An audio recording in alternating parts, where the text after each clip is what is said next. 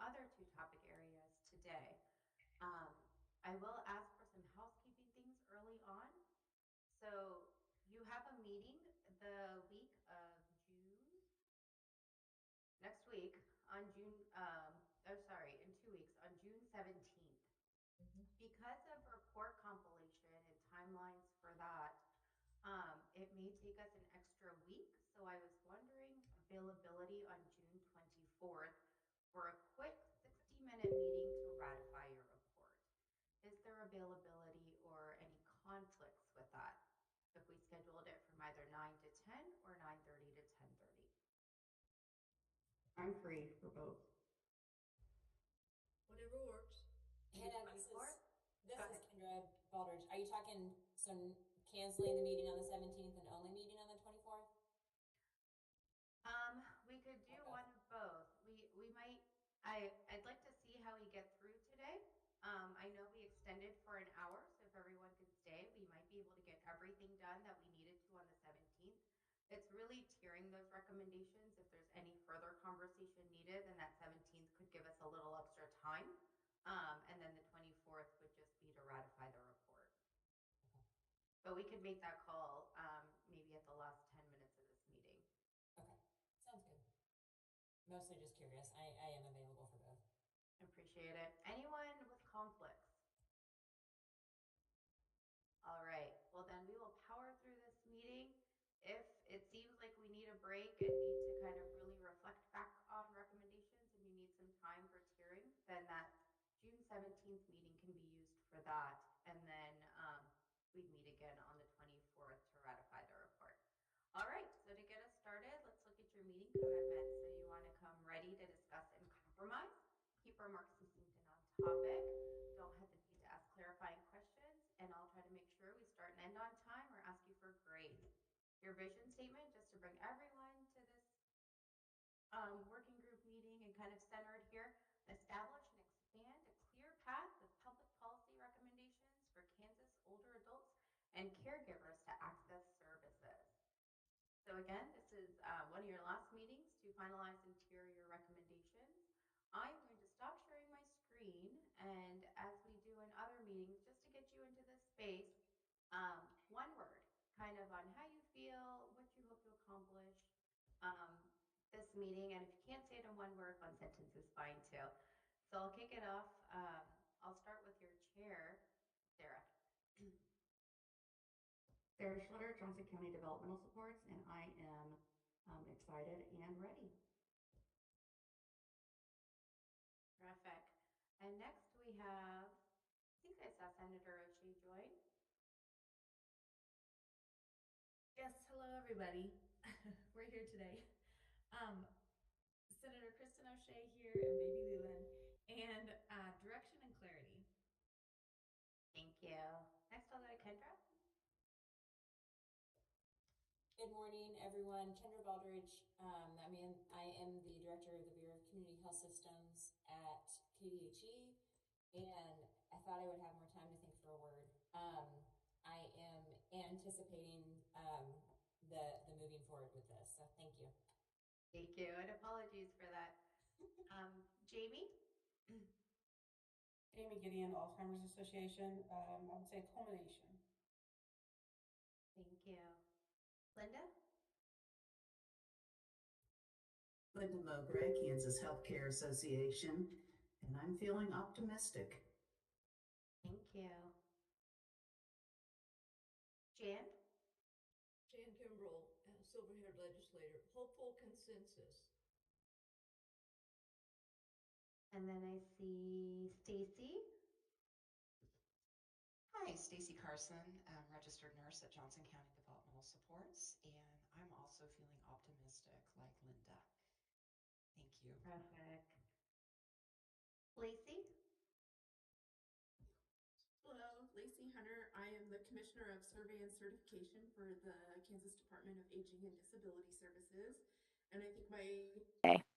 All right, let me share my screen again and ready to dive in. So a few of you completed the survey.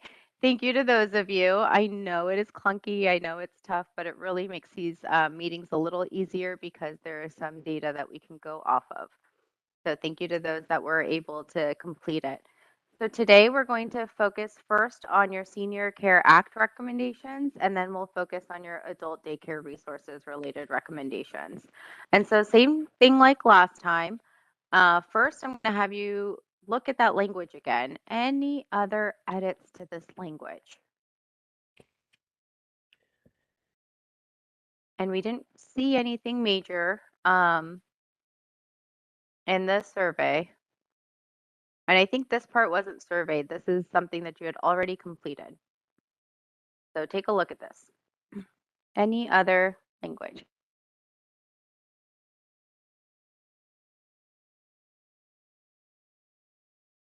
I'll make it bigger.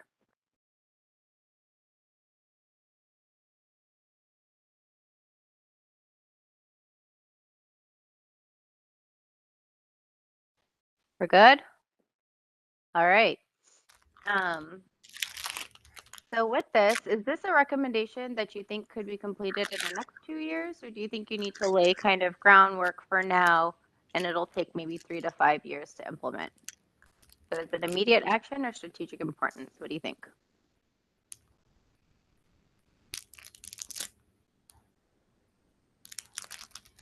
Feel free to either raise your hand or shout it out.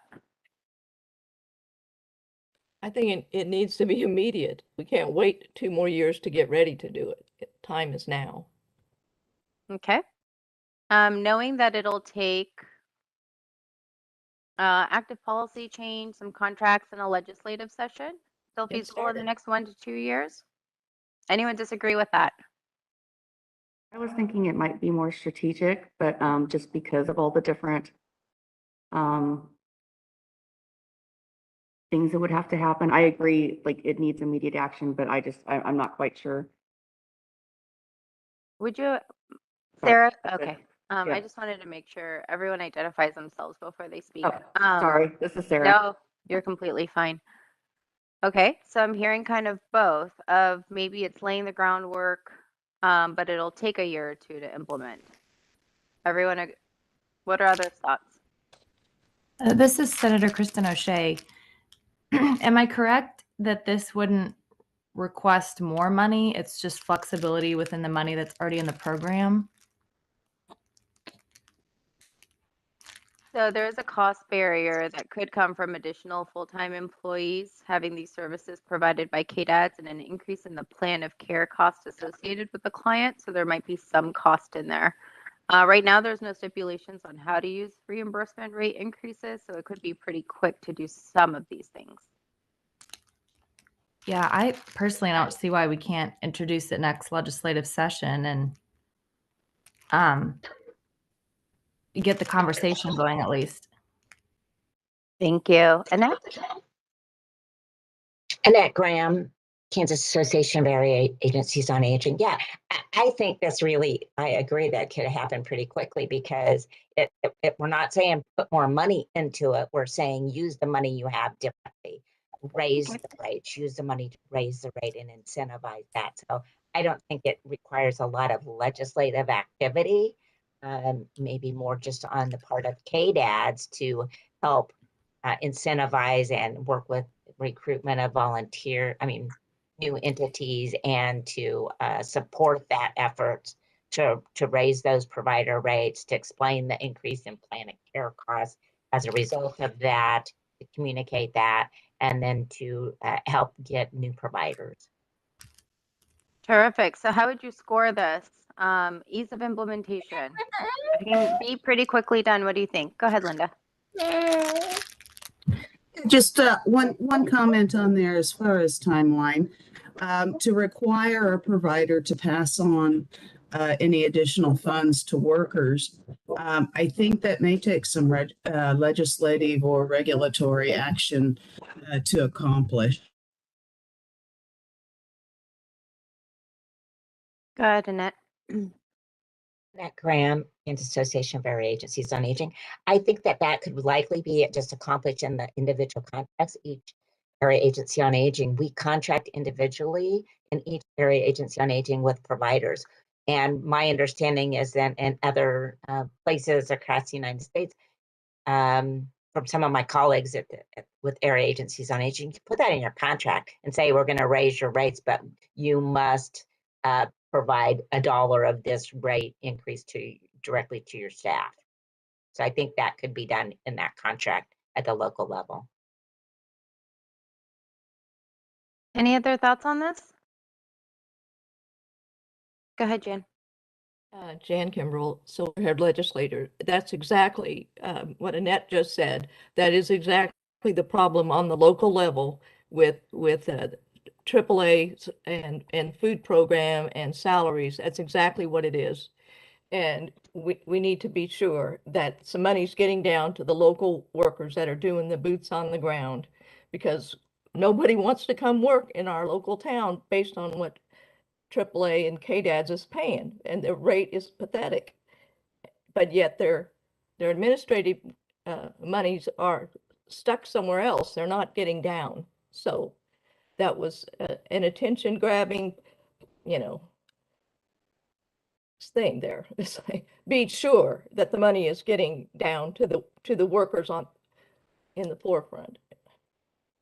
Thank you for your comments. So knowing that, and knowing that it's a contractual change, maybe some legislative, what number would you give this?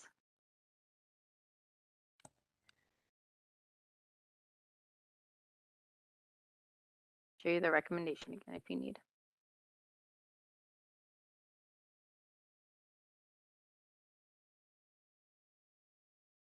Is that the number for the potential impact?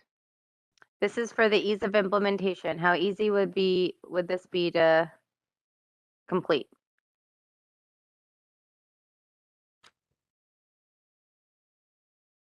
See a 7? 8. 7 or 8? Anyone object to that? All right, which one do you want to keep, 7 or 8? How about we'll start with 8, and then you can see what your other ones rank. How about potential for high impact? 10. 10? And why do you say that? Who does it impact? What will it change? And any cost savings? Go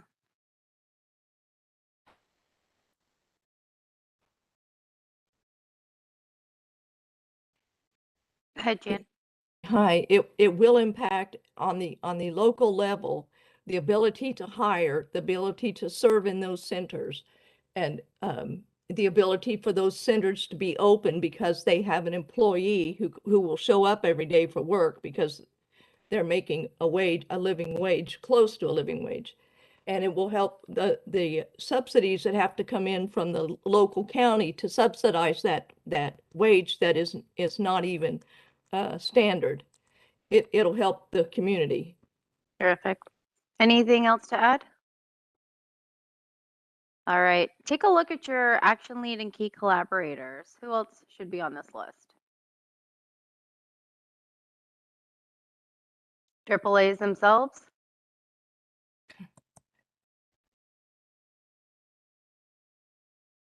Anyone else?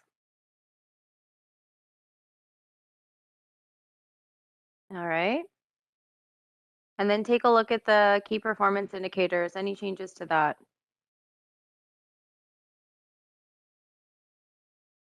All right, I'm going to move us on unless you have any other comments.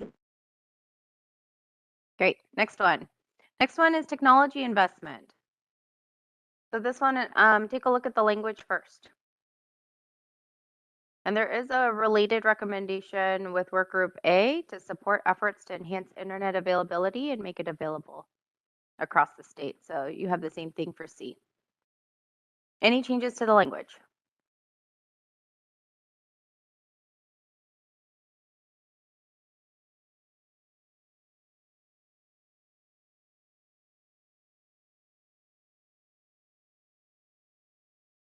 All right.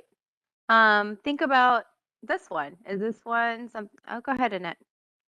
Yeah, Annette Graham, Kansas Association of Area Agencies on Aging. And I think that under B, it should be Assisted Technology, ATK, Assisted Technology of Kansas. I think that would be Do I need to add of Kansas? Yeah. Okay. Thanks. Thank you.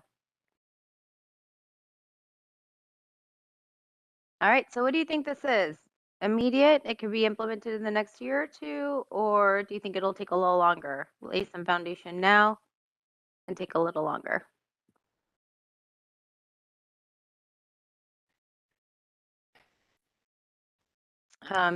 If you look at it, this one's, you guys said it was pretty easy to do. There is a little bit of cost barrier with funding purchase of new devices and providing internet access, hiring, client support and transporting. So there might be some startup costs, but you also have other recommendations to increase funding for the Senior Care Act, which could fund this. But if you rated it pretty easy, do you think it's immediate action, or do you think it'll still take longer to implement? And if so, why?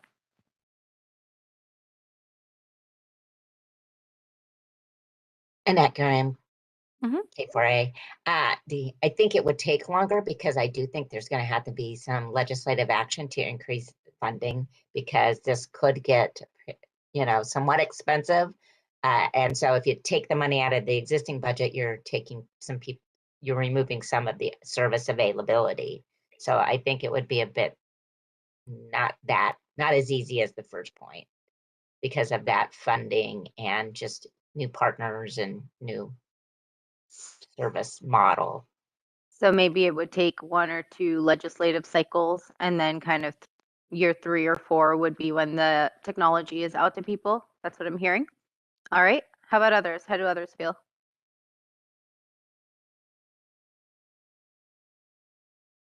All right. Well, I'm hearing strategic importance for now, and you can always change it. How do you rate this? How do you score this? Pretty easy, but will take some legislative funding and time to implement. There is a broadband task force and work being done in that area, so you're collaborating with that initiative.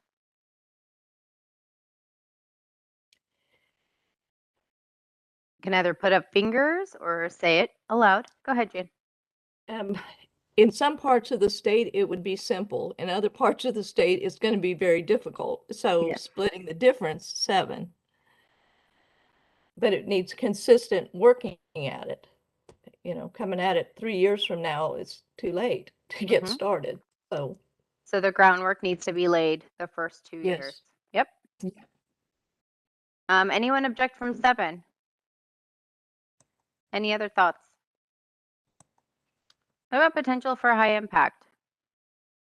You guys have talked about it significantly helping those with Alzheimer's and long-term care facilities experiencing social isolation, also low-income individuals to get them access. What about any cost savings? Do you see any cost savings down the line? And how would you, go ahead, Jen. It seems to me that duplication of services would be identified once all of these things were hooked together technologically speaking.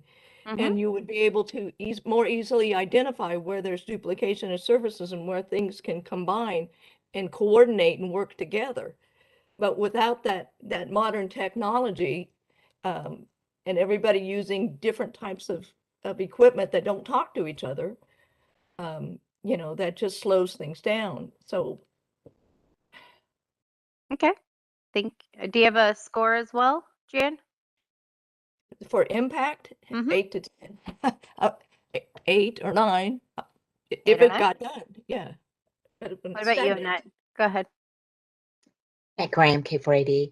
Yeah, I think it has a potential for very high impact if developed and implemented correctly. We could address social isolation. We could identify health deterioration or changes in health more quickly. We could access people for services and get eyes on and connect them with other people and identify as they need maybe more high levels of service. And just even that, getting information on their health and health status and ease of communication. I think it has I would say probably a 9 for potential impact. Okay, I'm hearing 2 9s. Yep. Anything else to add or any objections? All right, take a look at your list of action leads and key collaborators. Anyone else to add to the list?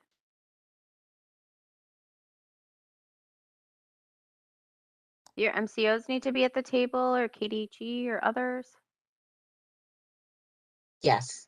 And ATK, Assistive Technology of Kansas, I was gonna say, again. yeah, who is the person with the technology that is speaking so that they can tell us that's possible? And that Yeah. would be Okay. ATK. They do a ATK. lot with all kinds of assistive devices and other Okay. kind of devices to help people return or remain in the community. Oh, there you go. Very good. Any other collaborators? Would you want like usability by seniors? Would you want some seniors on this? Always. Yes. All right. Look at your key performance indicators, see if you have any changes to that. Sorry.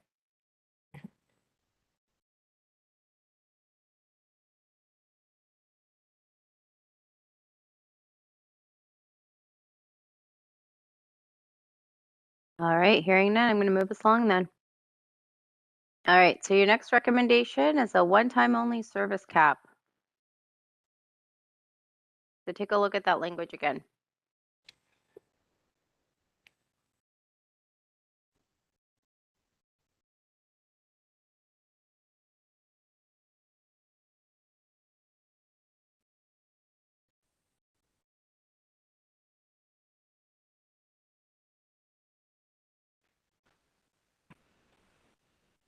Any edits to the language? Okay, so as you're reading that, kind of look at your box with ease of implementation. This is supposed to be a relatively easy change, but it will require initial appropriation. So there will be some contracts, grant cycles, legislative session. So knowing that, is this immediate action or strategic importance? Go ahead, Annette. And around K480. I think you could actually implement that and raise that one-time only the cost without actually increasing the budget. I mean, in future years, yeah, you would want to do that, but I think to get started with it, you could start it without additional funding that could be integrated into the current budget. And then each area agency on aging manages their budget and could decide how much money they want to spend on that part of service delivery. So I think to get it started, you wouldn't have to have increased budget because it is just increasing the cap. There already is the opportunity and ability to do one-time only purchases. It's just the cap hasn't been increased for many, many years. Okay. So then that sounds like immediate action to me, but I don't want to speak for you. Okay. The subsequent years may require appropriation is what I'm hearing. Immediate action. Any objections or other considerations? All right, well, knowing that and taking a look at kind of your first box of information, what's your ease of implementation to do this?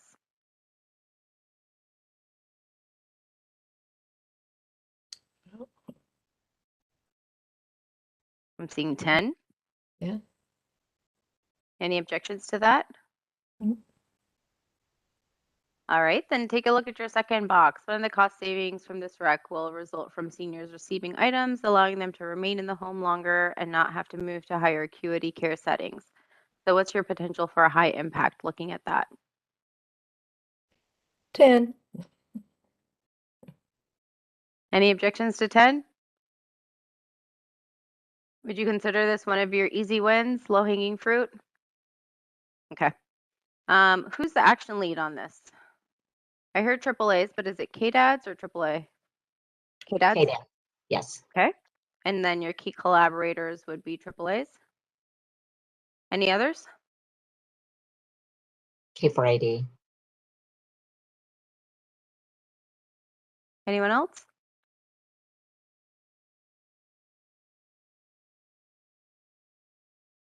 All right. annual review gets completed is the only key performance indicator. Were there any others that you wanted to consider for this recommendation?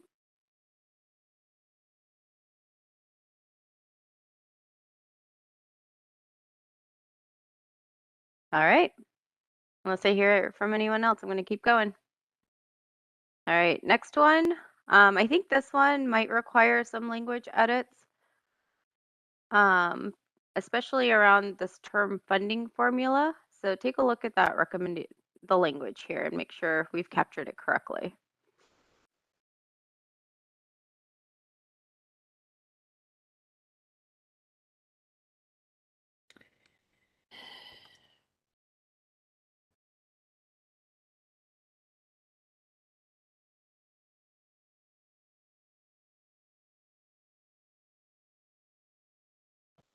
Go ahead, Annette. Annette Graham, K480. I'm a little troubled by this one because there is already a funding formula that's been Right. established that looks at ages, demographics, income. So, and it has already built into it a kind of a base amount for rural areas. And it does already look at age 75, and that is supposed to be looked at after the state receives the census data every 10 years. So it hasn't, the 2020 census hasn't been applied yet, but they would look at that. Usually they look at the Older Americans Act funding formula and the Senior Care Act. So I'm a little, I don't really know why this would need to be in here. Except that it's talking about stable funding formula. So one of the task force recommendations was about the elder count book. And one of the things that are in this recommendation is using the state census for seniors age 75. Would you want to consider, the working groups consider revising this recommendation to move towards ensuring that there is an exact count of the older adult population, either through the elder count book recommendation or using the census? The census, remember, is the census will be accurate, but there are estimates as well.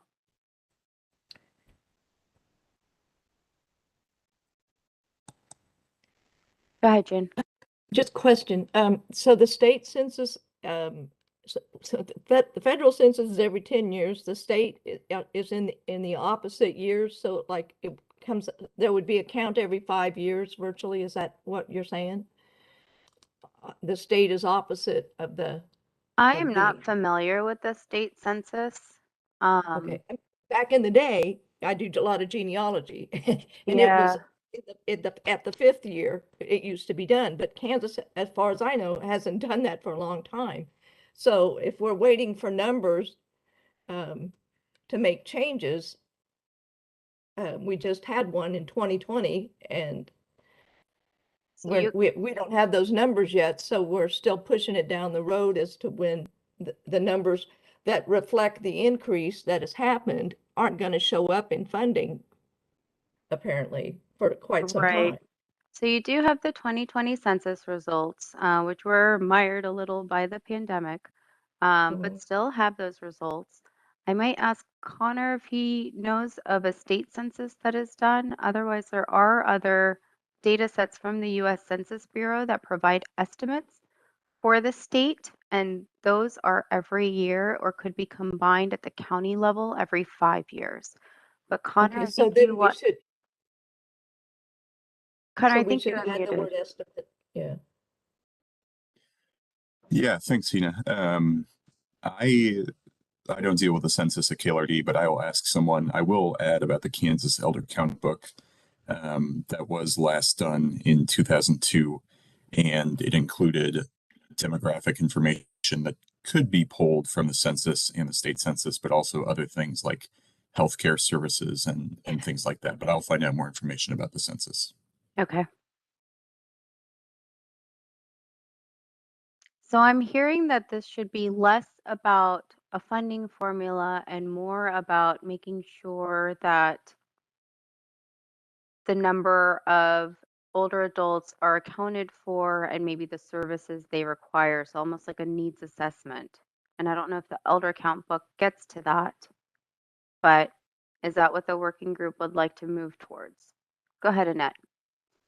Graham Cape ID. You know, I think the elder count book, it was done in 2002, as Connor stated. It was a one-time only, but for anybody who's ever seen it or remembers it, it was a fabulous resource because Yes, it gave data that was not just what's in the census, but it was by county, and it had information on disability and income and status and all kinds of information that was very good. So you could drill down actually to county level and identify issues that would then help direct and inform any service development or delivery. So you referenced that we already have a recommendation for the elder count book in another piece. The task force task as a force, whole recommended that as one of the recommendations. And later we'll go through the task force recommendations. But if this is one that you would like to maybe modify the language to encompass that, then it's as you wish. Go ahead, Jen. Would it be appropriate to add into that to include county figures? This is not the right language, but the county figures that you were referring to, whichever agency they come out of, so that they're more precise. So the Those figures, ones that are available every year. yeah. So the U.S. Census Bureau has estimates that are sent out every year. Yeah, those. And so those could be something that are considered. So here's the language, just so you see it from the task force. Thoughts on this language?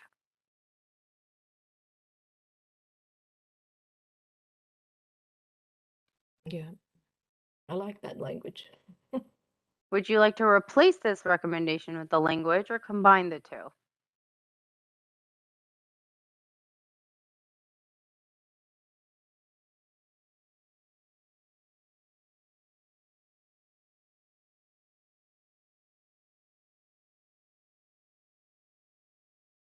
Because this was really about expanding, extending, and ensuring services.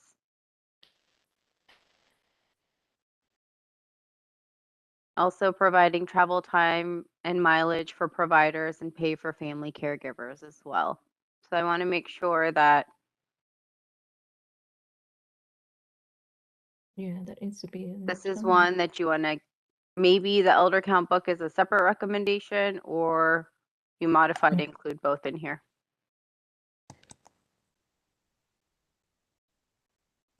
And it's almost like this could be a subset of it if the group chose. And I think you have this locked, so I can't do anything.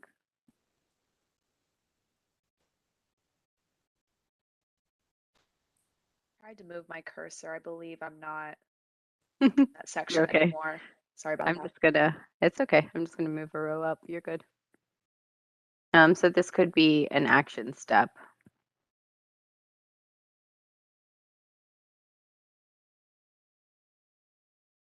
And you were trying to decide which word you wanted of this as well.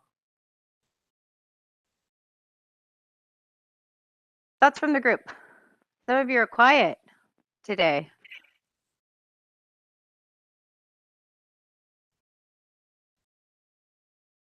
Matt Graham K4AD. I don't think you need under the A point to implement because the service is already there. I think what you're saying to expand or extend or to expand services because and then the reference specifically to the cost of travel time and mileage cost. Is that more rationale then instead of an action step? Is that what I'm hearing from you, Annette?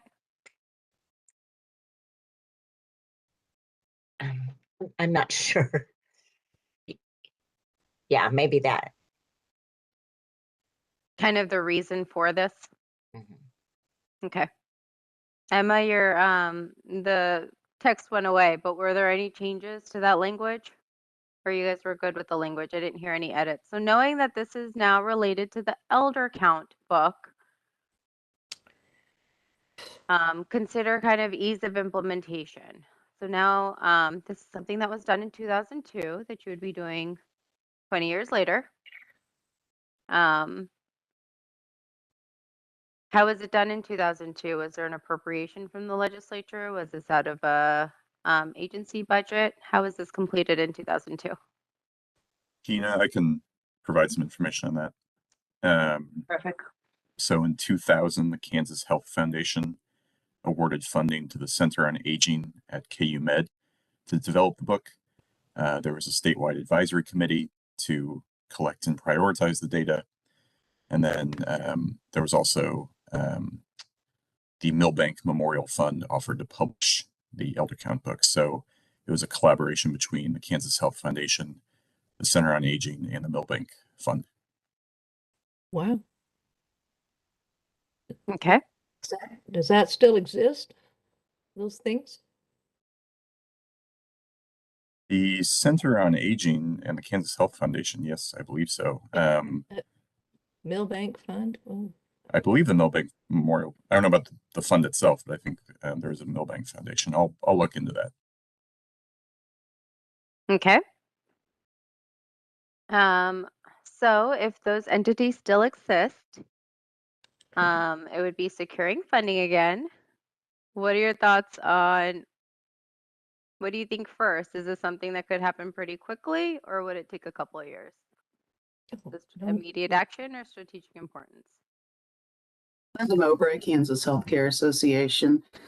As I recall, even with a lot of resources and a lot of folks at the table back in 2000 to 2002, it did take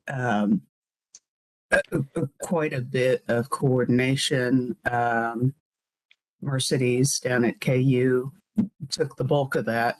So, I think we finding the funding sources, getting the contracts out, finding the right researcher to do this, and also having that work group to put parameters around, what it is that we're actually trying to get at. I don't think it's going to be terribly easy, but I don't think it's insurmountable. So perhaps a 5. Thoughts on 5? I'm hearing strategic importance, Linda, knowing that it'll take a year or two to secure funding, get all the collaborators at the table, but maybe by year 3 or 4, it could actually start gathering data and publish. I think that's a realistic timeline. Okay. So I'm hearing a 5. Any objections to that? What about potential for high impact?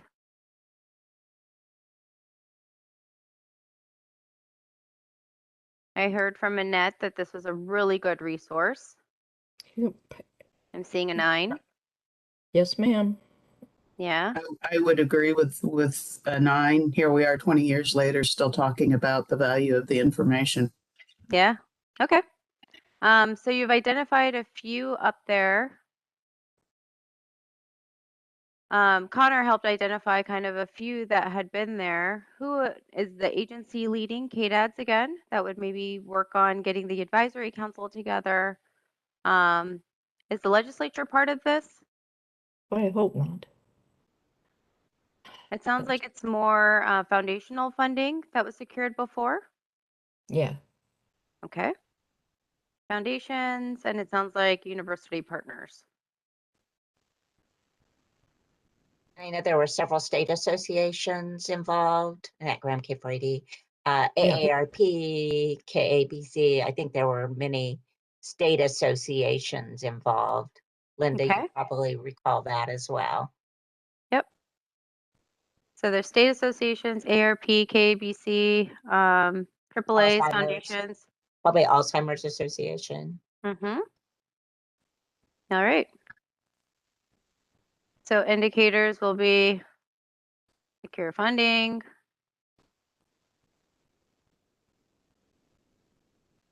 your final product is the elder count book. What else? What are some on the way, one or two other kind of process measures? Securing a lead entity, a university.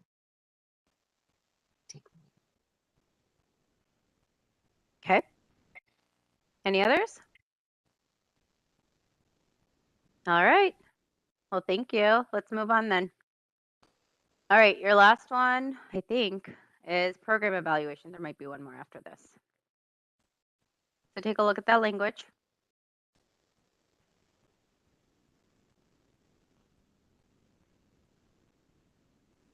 Yep, there's one more after this one.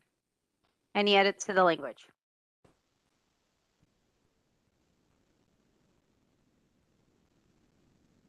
Is this something that could happen pretty quickly, or will it take some time? What do you think? Immediate action or strategic importance?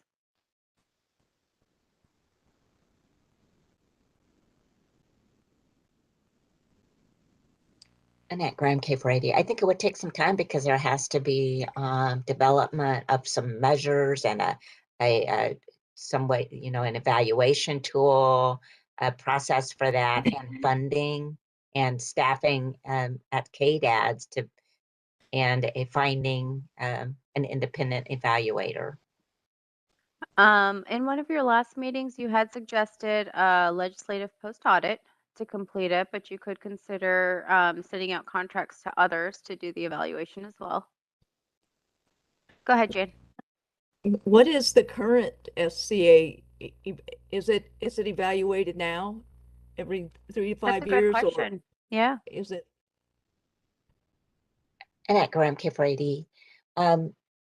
There is a quarterly review by the state for each area agency on aging. So there is a quarterly, there's a process and a review, but that's not at the same level as I think we're referencing here.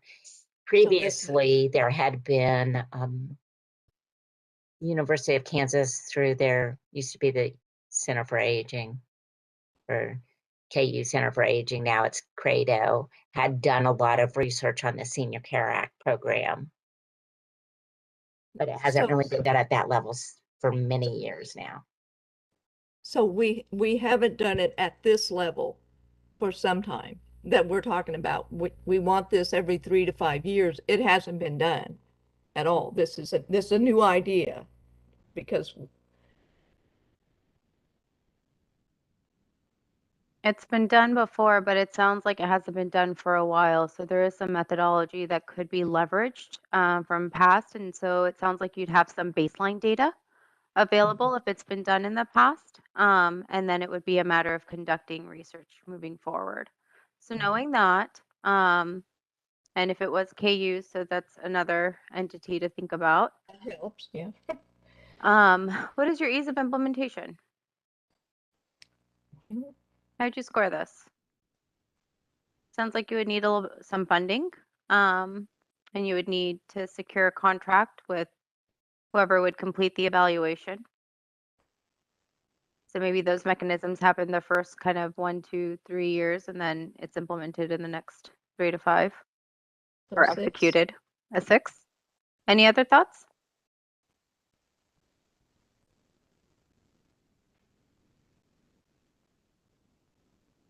All right. What's the potential for high impact? What are you going to do with this data? Is it going to produce cost savings down the road? What will it assist with? And it will adjust service locations when the information is who is where and what is needed.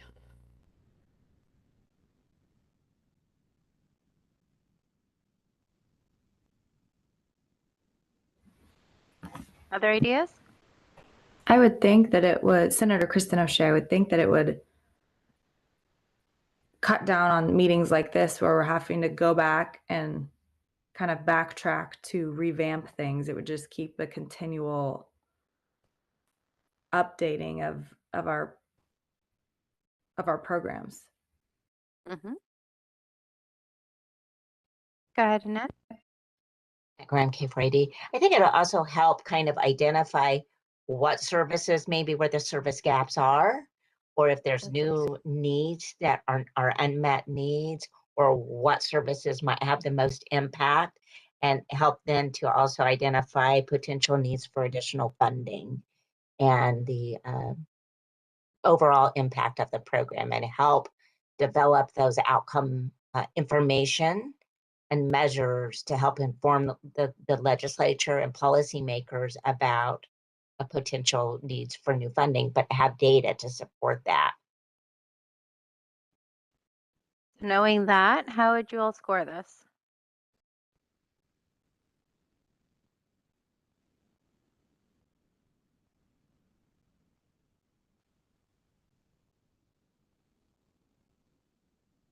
Okay, I'm seeing an 8. Any others? Any objections to 8? All right, so you already have University of Kansas on here, K4AD, Legislature, you have KDAD's leading it. Any other key collaborators for this one?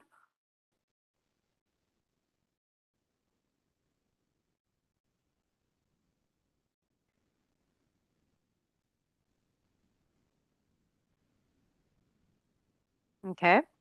AAAs. AAAs. All right. Consumers, clients, older adults, family members, and at Graham K4AD. Thank you. Also add Alzheimer's Association too, please.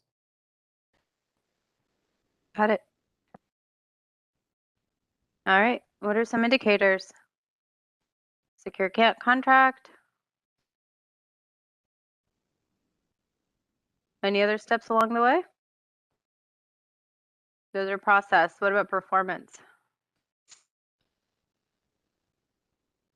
What are some outcomes you want to see from this? I think you mentioned some of these, so potential areas for funding, having that evidence to present to the legislature.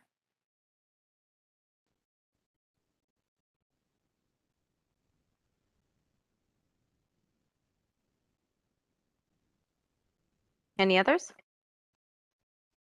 All right, last one on this topic, data systems. So I think Lacey's on. Improve the data systems for the SCA program and provide regular reports on service utilization and client needs. Any changes to the language?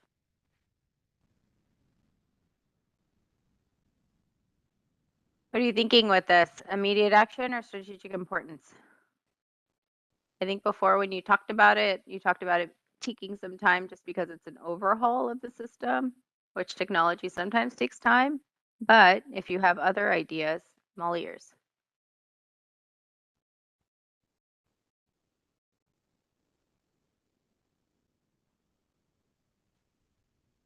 Strategic importance, kind of start the process.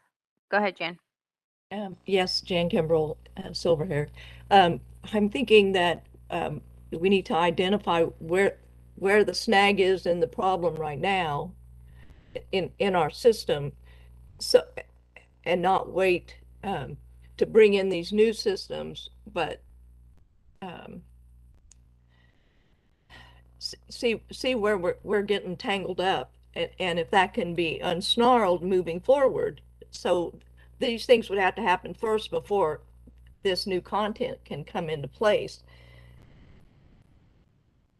Thank So you. I mean, I see things ongoing, and then the heat of it, gets in there. But to sit back and wait 2 years while everybody talks about what it might be, do we know what it is now? Where are we falling short in communication in all these systems?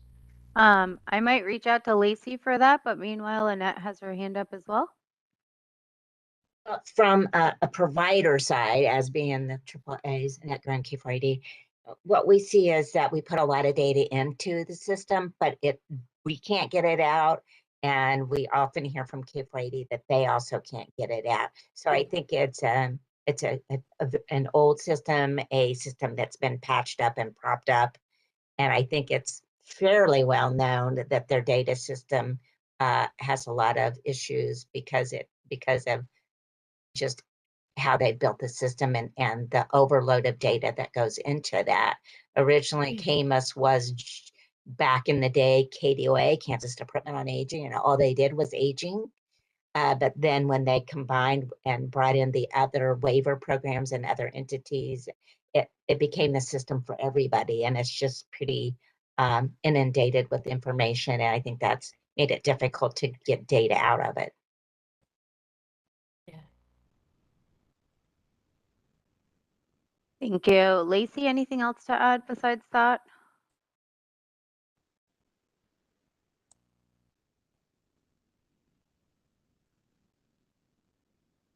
All right, not hearing anything. So knowing this, knowing that it'll be most likely a new system since it was a patchwork of old systems, and an overall to the system, how would you score the implementation?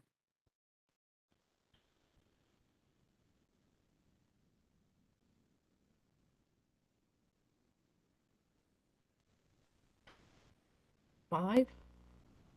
Nearing a 5. Any others?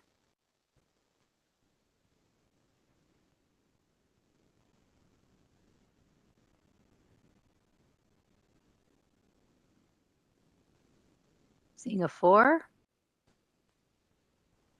Okay, so fairly difficult. What about potential for high impact? What's helpful about this data? You're putting a lot of data in, so you'd be able to run reports, more real-time reports, or what is it that would be helpful about having an updated kind of robust system? Reflect the population current. And Ed, did you have additional thoughts? And at Grand K Friday, yeah, real-time data, breakdown of data into very specific types of services, age and demographics of people being served, just a lot of real-time client-specific but program-specific data to see what programs and who's being served and what services are being provided. Okay. Schlitter, JCDS, I would also say probably what somebody else had mentioned, usable data. It's like I think somebody else mentioned, we collect a lot of data, but then what's the purpose? How do we access it? Mm-hmm. All right, so knowing that, how would you score this for impact? 10. A 10? I would. Seeing some head nods. Any objections to 10? All right, so you've got quite a few here. Under your key collaborators, again, the lead is KDADS. Any others to add? Go ahead, Annette. Background K4ID, because KMUS is the system of record for all kinds of information, I think the list, this InterHab, CDDOs, the community mental, I mean, everybody puts data in there, right? I mean, doesn't the DD world use that KMUS system as well? So I think the list of collaborators could be quite large. And is this KMIS? Yes. Okay, Yeah, just making sure. KMUS. Mm-hmm. Yep. Okay, so there could be kind of some cross-pollination here with other groups that also access that system, and so it could make it more robust for them as well. So those are downstream effects. Okay. All right. So with funding, when it's allocated, system design, piloting, implementation, any other performance indicators?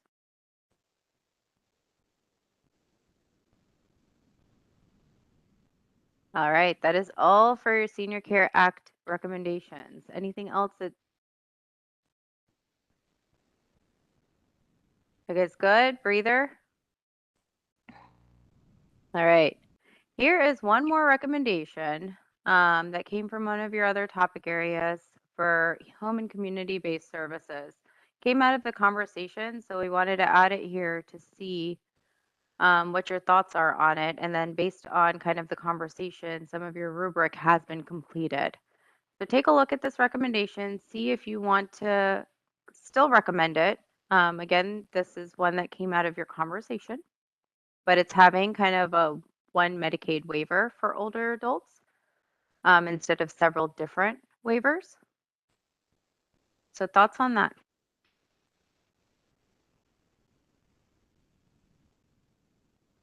And if you keep this, kind of what waivers would you want grouped under this? You know, FE, BI, IDD, PD, TA.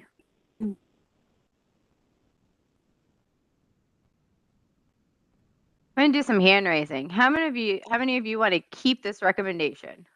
Raise your hand. You can either do it with your little button or you can physically raise your hand. Because otherwise we'll just scratch this. Linda Mowbray, Kansas Healthcare Association. I have slept since this one.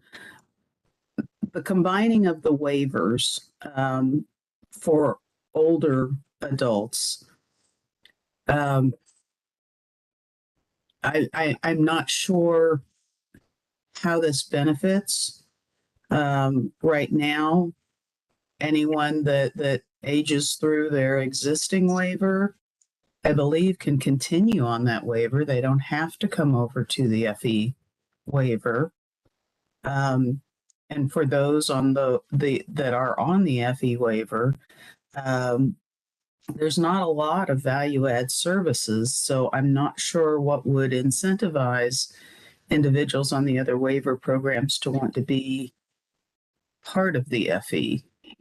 Can someone help me out as to what we were trying to accomplish with this?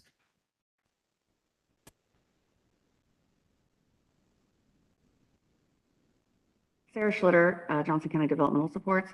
I can't quite remember, but I don't know if we were talking about just the ability to collaborate or the ability for people to receive services from different service waivers. I can't quite remember. You do have Yeah. a recommendation on that already of expanding your waivers. I'm going to hopefully not make you dizzy. But you do have this recommendation. Do you see the screen where it says modified Medicaid waivers? Mhm. So you do have that as one. And during that discussion, the topic of what if we just had one waiver came up. And so it's just capturing that discussion.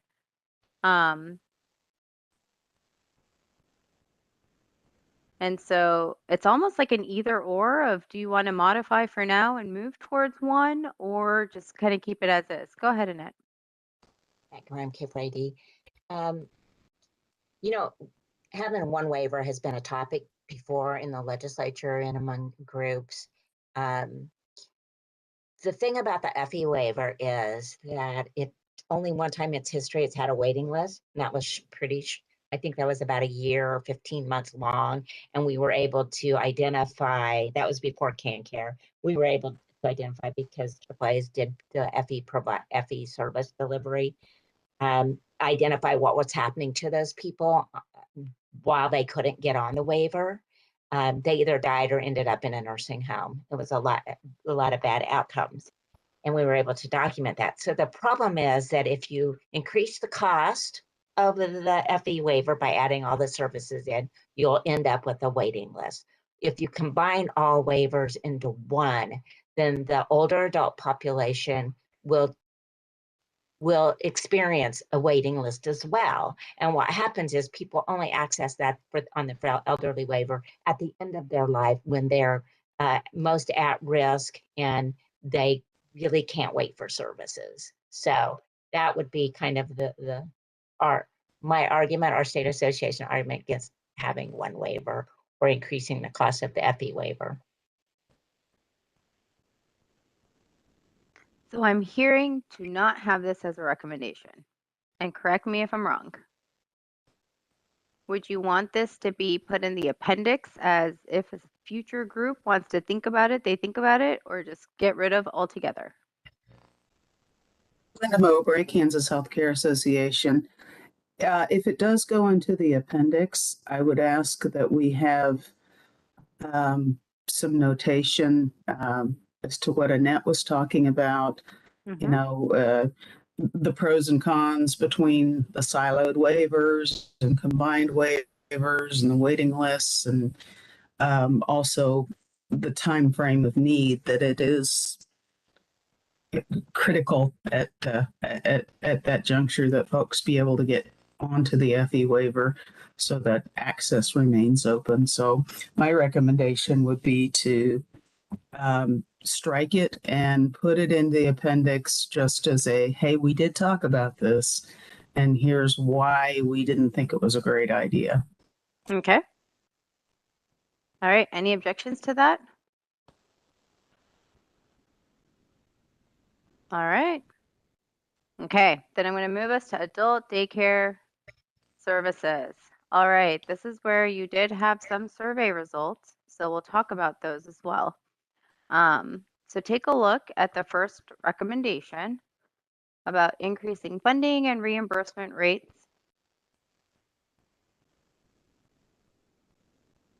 Some of the suggestions are in red.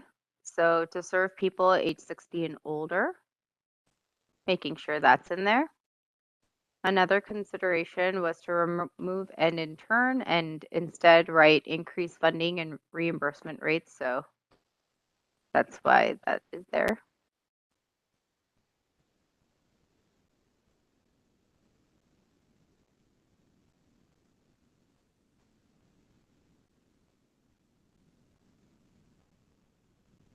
So for just one of the comments was about, you know, there's increase of funding being requested. So maybe talk about kind of the impact of this. What's the rationale behind this? Why is it?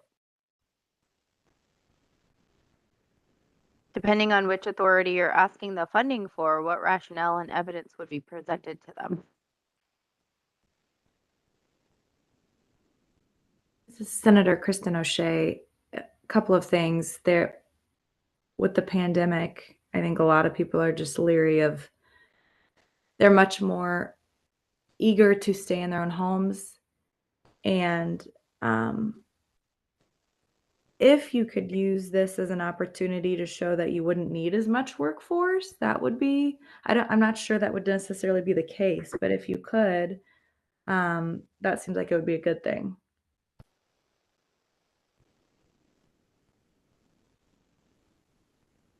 Linda Mowbray, Kansas Healthcare Association. I think one of the indicators we could look at to judge whether it's successful would be, you know, looking to KDADs for how many folks are daycare providers, and the reimbursement rate for those daycare providers, say a nursing home that provides day services or an assisted living that provides day services. The reimbursement on those units, it's, I believe, 4 hours, and anything over 4 hours is so low that it does not motivate homes that have capacity to provide that kind of service. So I think one of the things we could indicate would be how many more people, how many more, if the home already does day services, do they increase their capacity for day services? But I think there would definitely be benchmarkable information that would indicate success or failure. Appreciate that. Going back to the language of the recommendation, you do indicate PACE here or other means. Would this be one that PACE would want to be considered, or remove PACE as it may be unlikely in smaller rural parts of the state? Yeah. Yeah, we don't know what PACE is around here.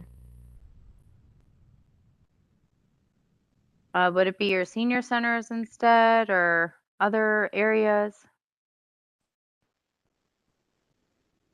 Or would you want to almost, you could just delete this part of the sentences, sentence 2. You could delete the through, and that would be part of your recommendation of figuring out the mechanism. Thoughts on that?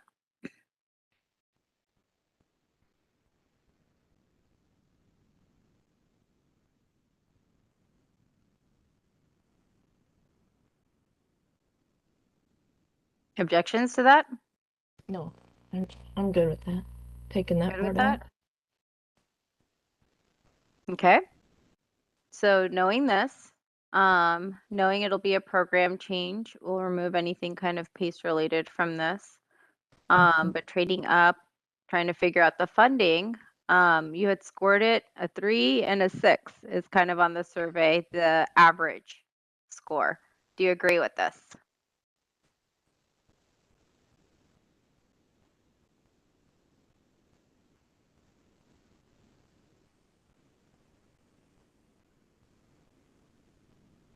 Disagreements with the score by your survey takers? No? That's okay. Okay. And then take a look at the action lead and key collaborator list. Any others to add to that?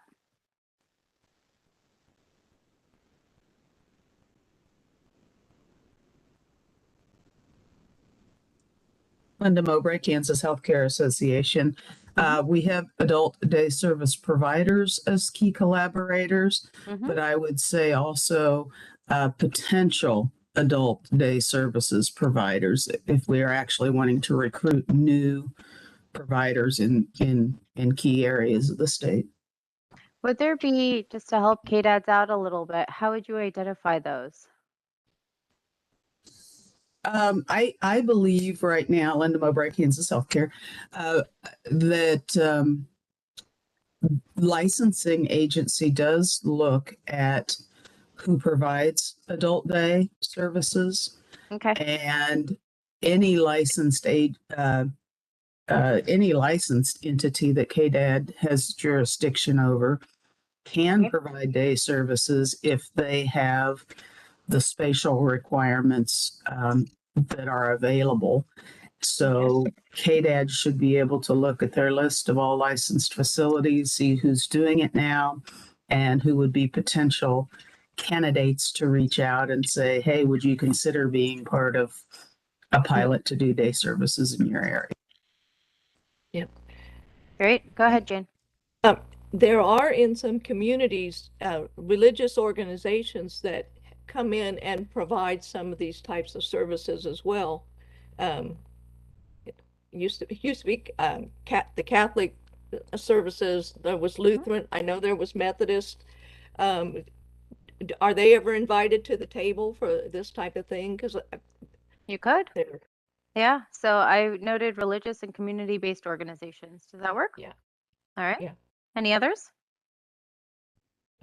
For somebody, you might add veterans organizations.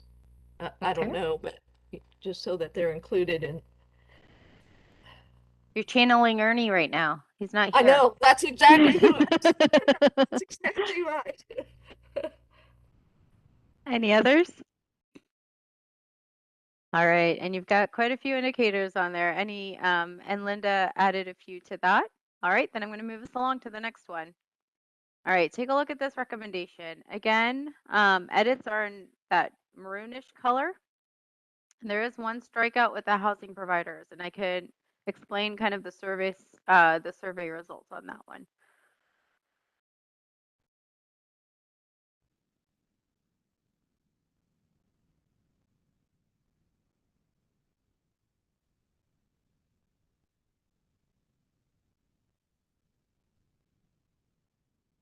So the biggest thing with housing providers is you do have a housing related recommendation for later. That might be one that would make this less actionable because housing providers aren't a known and licensed entity at this point, whereas the other groups are. And then feel free, those that took the survey, to add more rationale to that.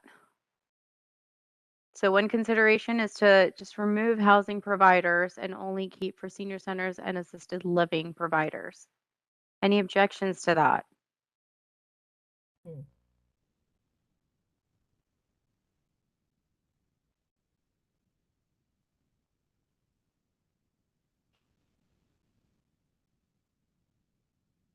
Okay, I'm not hearing any. Okay, from your survey, and again, this was, about 6 people. The average score was a 5 and a 6. This is kind of a program overhaul because you're really asking a lot of agencies to cross communicate, talk to each other, public and private sectors talking to each other. So getting all those entities to the table could take some time. But when you fix the computer, it'll be okay. That can do that. Exactly. Fix the computer system, it'll be all right. So objections to kind of take a look at what what's under both of these and see if you have any objections to any language or edits. Go ahead, Annette and Jan. I think you both have your hands up. Oh, well, I'll take mine back off. Annette Graham, Kansas Association of Area Agencies on Aging. I think this is going to be somewhat hard to implement because currently KDAS does not have relationship either statutorily or funding with senior centers. Got it. There's not like a statewide state association of senior centers. So the senior centers are often funded at the county level. And it's even hard to find a list of all the senior centers. And they vary in size and functionality and staffing. So I think the ease of implementation would be harder than a 5 because that would be establishing a whole new relationship and, developing some oversight. So I would say that it would be more like, it would not be that easy to implement. 3 or 2, am I hearing that? Objections to scoring this lower? Okay. I'm just adding some notes. And you do have one recommendation with a mapping tool to kind of map all your providers out, including senior centers. So if that one's implemented, it could have downstream effects on this one. So think about that as you're tiering your recommendations. How about potential for high impact? It was rated at an average of a 6. Thoughts on that? You agree with 6? Lower, higher? Linda Mowbray, Kansas Healthcare Association. My thought would be with the ease of implementation being only a 3, I would hope the impact would be higher. If not, that maybe that will come in our when we rate the overall. But this looks like a lot of work, and for a 6, I'm questioning the commitment to that. So thoughts from the group then. Looking at this, it would impact those who are using senior centers or assisted living and rural numbers, would there be any barriers? What do you think? Should this be higher? Go ahead, Jan.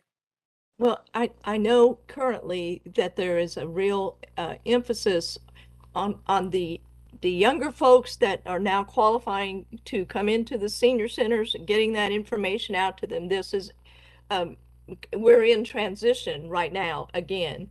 And so the impact, getting the information out, having the services available in these communities is going to, we hope, start getting better.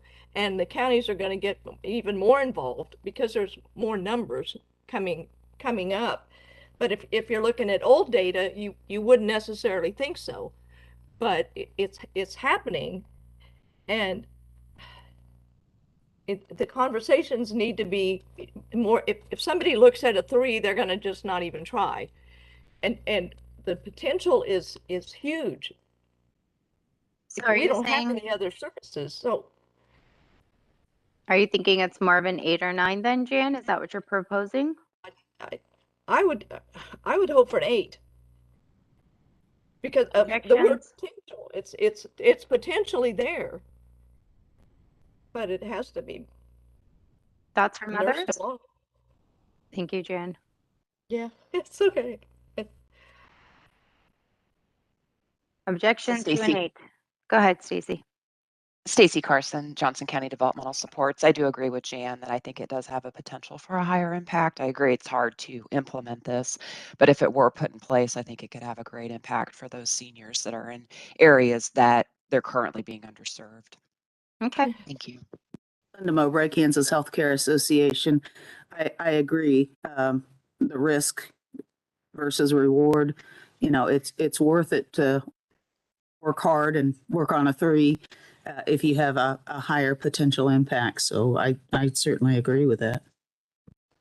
Thank you. And this one's kind of related to your next recommendation. But let's take a look at your action leads and key collaborators before I move on.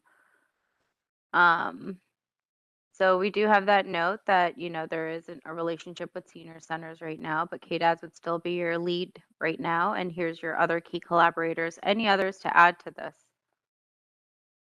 If you agree to removing housing providers, HUD and others would go away. I will say that I know Connor's on right now, but Sean Marshall did follow up after your last meeting about kind of who plays a role with housing assistance. And so Kansas Department of Commerce is typically in charge of providing housing resources in Kansas and working with housing stakeholders to provide affordable housing and grants. It mostly works with the USDA Rural Development Initiative, and then Federal Home Loan Bank and the Kansas Housing Resources Corporation. The other entity is KHRC, that I think one of you had mentioned, the Kansas Housing Resources Corporation. Also assisted in administering SGF and ARPA monies to assist with housing, and notably they administered a Kansas Emergency Rental Assistance Program, providing ARPA funds to households that had fallen behind on like rent and utilities during the pandemic. And then you have KDADS that has offered housing grants to persons experiencing serious mental illness, transitioning from homelessness. They haven't provided assistance for older adults in need specifically, though, but they do have a mechanism through that. So definitely wanted to bring up those 3 entities as well. Go ahead, Annette. I'm K4AD. Because senior centers are primarily funded through local government, I think you would need to add Kansas Association of Counties. There's this Kansas Association. And I don't know, maybe there might be, I don't know, K4AD or AAAs. AAAs usually have pretty much we all have a relationship with the senior centers because many of them serve as senior nutrition sites. Is this one you would also want your local health department or stick to kind of local governance? Local government. Okay. There's also councils on aging that are also very often run the senior centers in some areas of the state in some counties. Okay. Any others? Did you have one, Jan? No, I just saying in Morris County. Yeah. They do. I'd like that Department of Commerce you were adding, or you were telling us about. It could be part of that lead, or the key collaborators. We don't have them listed on the, but you were saying it. Right. And the So KHPR, is it? I can't even read my own writing. That's going fast. KHR Corporation. Yep, KHRC. So yeah, I will clarify, if you remove housing providers from this recommendation, they wouldn't belong here, but you do have a recommendation on housing, and we could add them to that recommendation. Okay, thank you. All right. Any other thoughts on this one? Otherwise, I'll move us along to the one that's kind of similar, but a pilot. And so community partners pilot, and then here's kind of another crack at the language. So take a look at both versions and let me know what you think.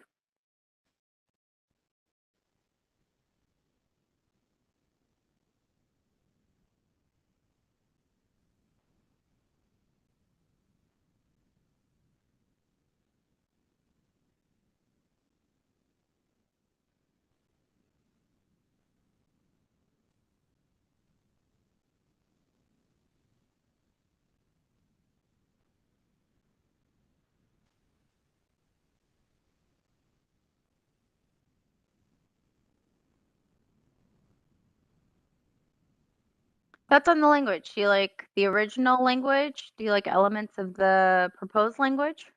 And this was from your survey results.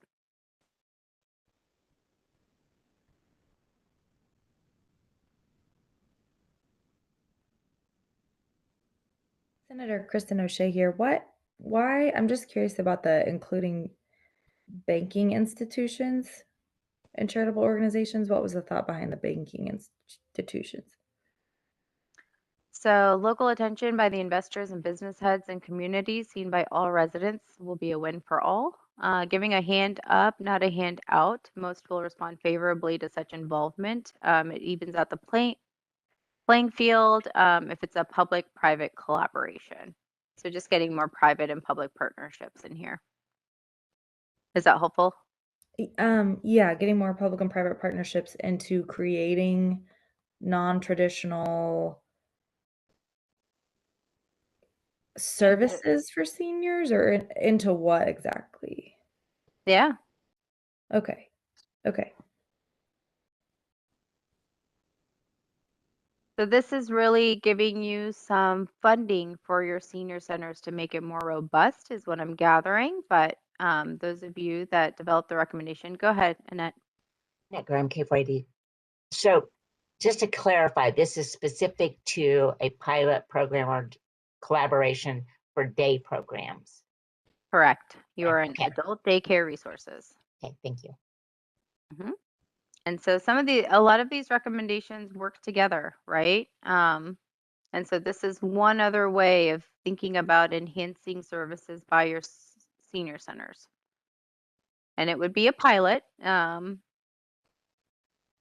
So you could combine this as an action step if you wanted to one of your previous recommendations related to senior centers if you wanted to, or keep it a standalone recommendation. Maybe thoughts on that? Linda Mowbray, Kansas Healthcare Association. I like leaving it as a standalone to pilot and give the opportunity for that, the banking communities and charitable organizations to work together, also with different community organizations. For example, if you have a child care center or an existing senior center, in order to be licensed to do adult day services, there are some costs associated with that. So the thought process behind that is to make those loans, grants, whatnot available so that these entities that are operating on a shoestring right now have the opportunity for ease of financing so that they can say, all right, let's take that next step. Let's go ahead and, get this particular part of our physical plant licensed so we could provide these services. Thank you. Any other comments?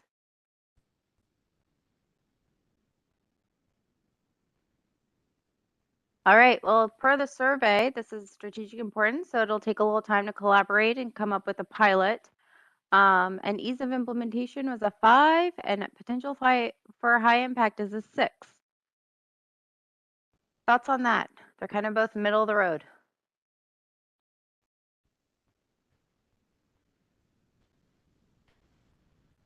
Senator Kristen O'Shea here. I think what I love about this one is it's very out of the box thinking and innovative, but because of that, I think the implementation will be more challenging. So are you thinking more of a 3 or lower? Yeah. 3. I'm seeing some head nods. Anyone disagree with 3? All right, how about potential for high impact? Going back to what Linda had said on the other recommendation, if the impact's pretty low, then is there an impetus?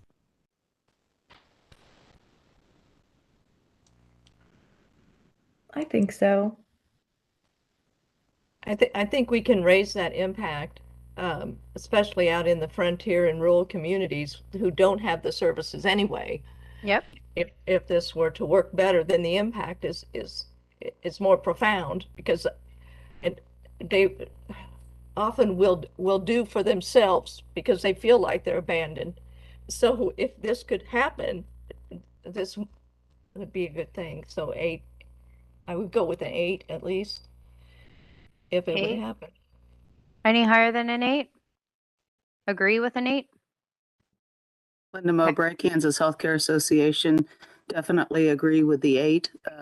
The point of a pilot is if it's successful, you can create a blueprint that's easily duplicated in other areas and settings. So the reward on that risk could be very high. Terrific. Senator So, Kristen O'Shea, I also wonder,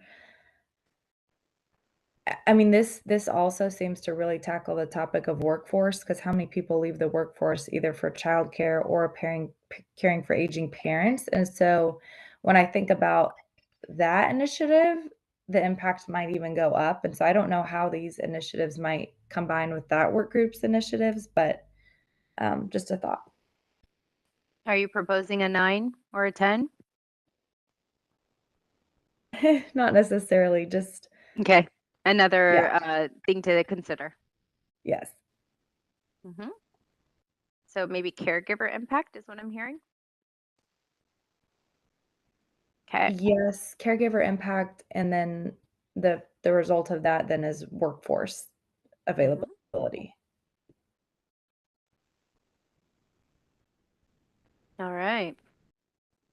Take a look at your action leads and key collaborators. So it's your senior centers and local communities. Are there any agencies or other leads you'd want to start with, or would you want to start at the grassroots level for this one? Go ahead, I Jan. would, in the rural areas, excuse me, I would put charitable and religious organizations. As the lead or collaborator? I think as in collaborators, because Okay.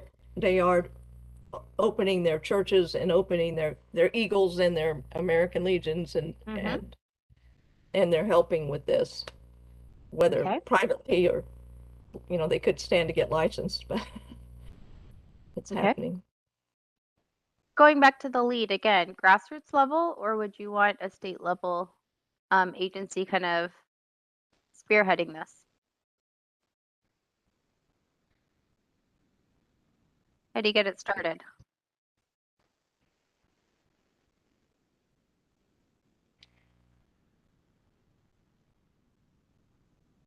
An association?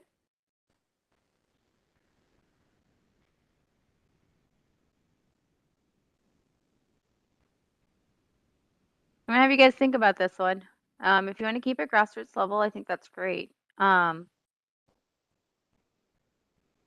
But as long as there's some accountability or somewhere that initiative can be thought through. So who would be that accountable party to make sure this is happening?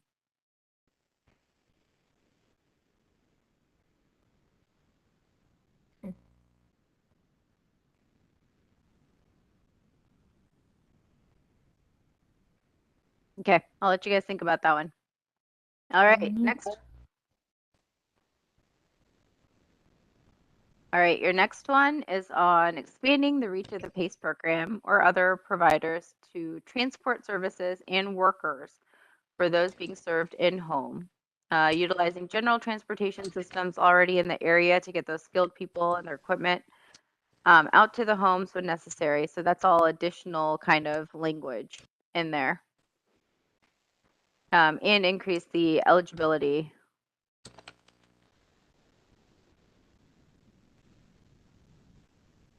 So thoughts on this one?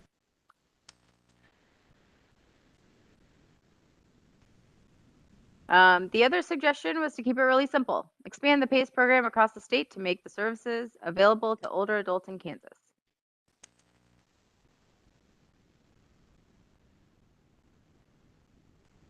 So what language do you prefer?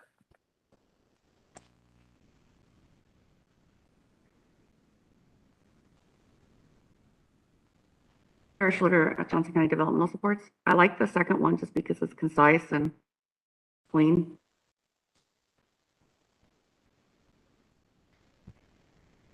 Linda Mowbray, Kansas Healthcare Association. I also like the second one.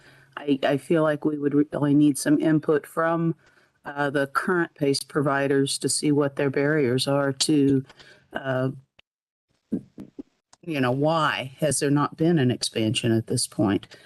Because I don't understand all that goes into setting up a PACE program and what all is involved, what level of services they have to provide across the spectrum.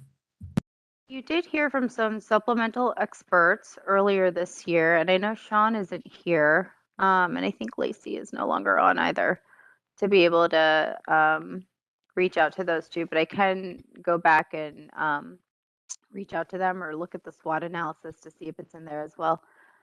Annette, did you have a comment? Annette Graham, K480. I also support the second bullet, and I'm sorry, but I'm going to have to leave the meeting. I have a conflict, so just wanted to say thank you and thank you.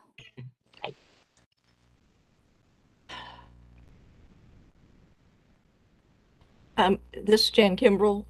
I know when we started this earlier, few months ago, we had the map that showed where the PACE programs are currently, and they, for those of us who don't live within the magic circle, there aren't any, and they're not close enough to be able to get there. And that was the concern, is that they aren't going where the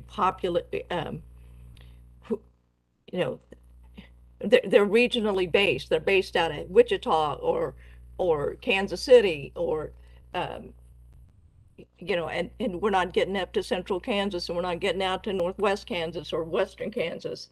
And that was the rationale at the time, is that put one out there and see what it is. But they're all using it. It seems to some of us that they're all using big city examples and big city situations, and we're out here in rural and frontier, and that's not even close to our reality.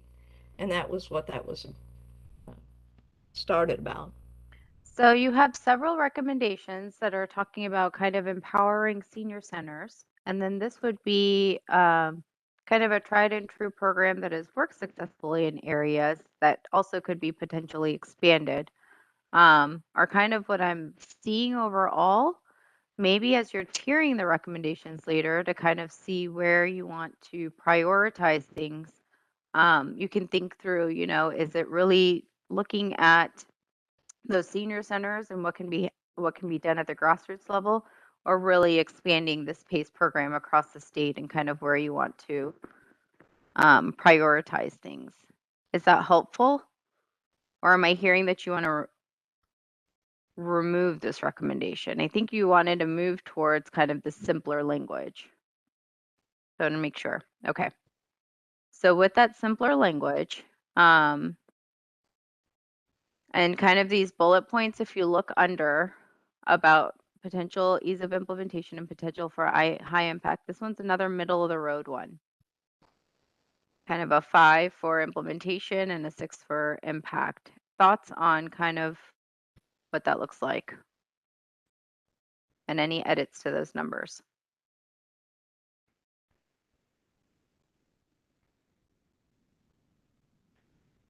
And if I have your permission, I could send this out to Sean Sullivan, other PACE providers, and KDADs to see if they have any other comments on this if you prefer. But let me know.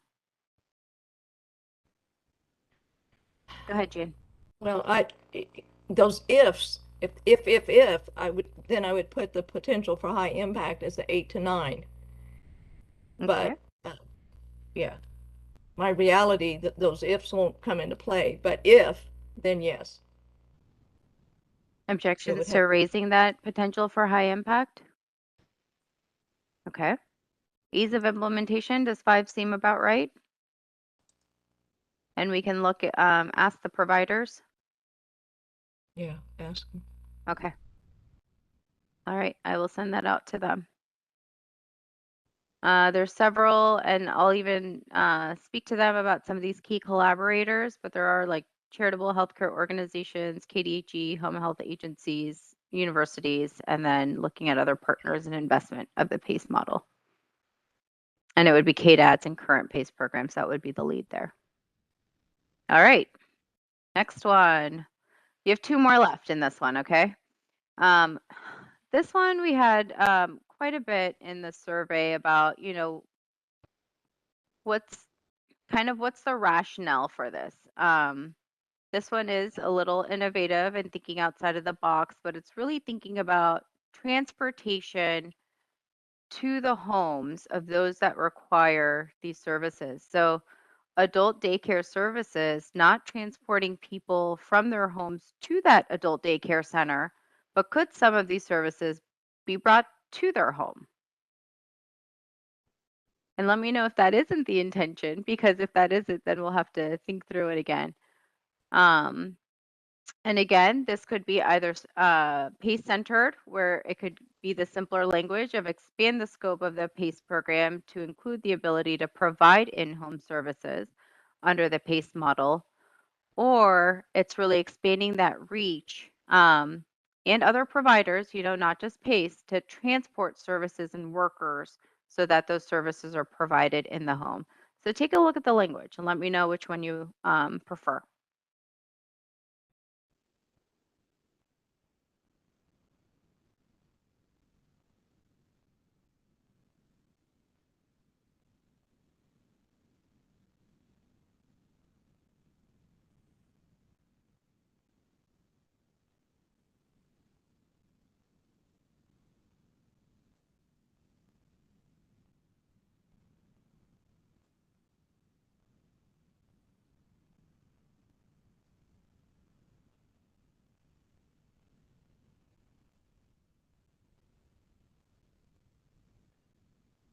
Thoughts on keeping it pretty general for both PACE and other providers, or would you like to keep it simple and have this as something that the PACE program would expand their scope?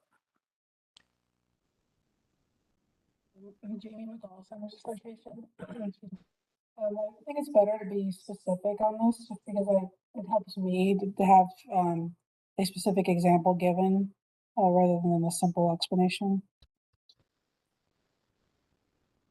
So with that, would that be kind of keep expanding the scope of PACE? Is that what you're leaning towards then? Yes, that's what I would lean towards. Would you want to combine it with the other recommendation then of expanding the program and the scope of the program? Would you want to combine those two? Yeah, we could. Objections to that? Linda Mowbray, Kansas Healthcare Association, would just put the caution in there again that PACE is a federal program with guidelines and structure, and so I think we need some outside expertise on this one as well to see just exactly what would be involved when we say, you know, not just expanding a service area or standing up a new PACE provider, but what is it in their contract that they can and cannot do. Okay, so maybe a little more clarity of, is it even feasible for PACE to provide in-home services? If it's not, then you would want to keep this a standalone recommendation so that other providers could maybe tap into that service. However, if they can, then you combine this with A4, where it's expanding the PACE kind of reach across the state and their scope. Let me know if I got that right. Linda Mowbray. You cut in and out for me. I apologize. I'm so sorry. Linda Mowbray, Kansas Healthcare Association. I think you captured it beautifully. Thank you. All right.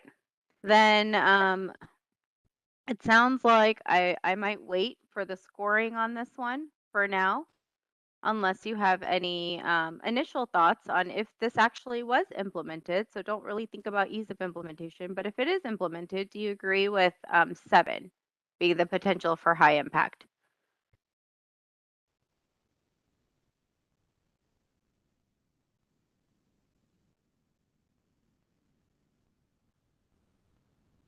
Seven sound about right, or would you go higher or lower?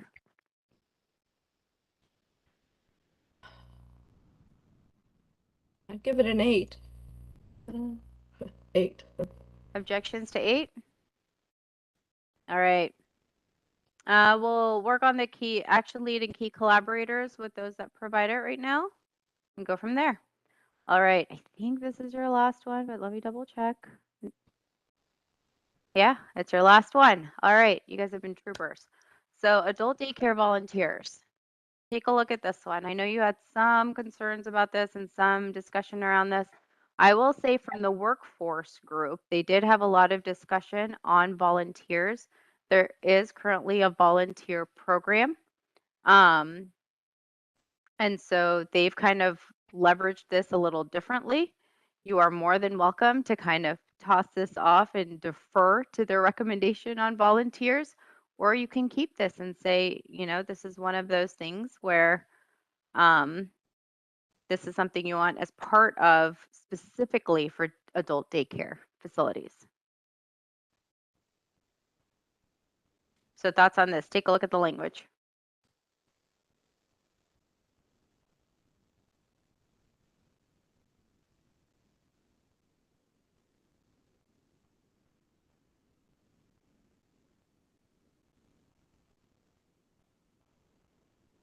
So my first question is going to be keep this recommendation or defer to the workforce related volunteer recommendation. Which do you prefer from that?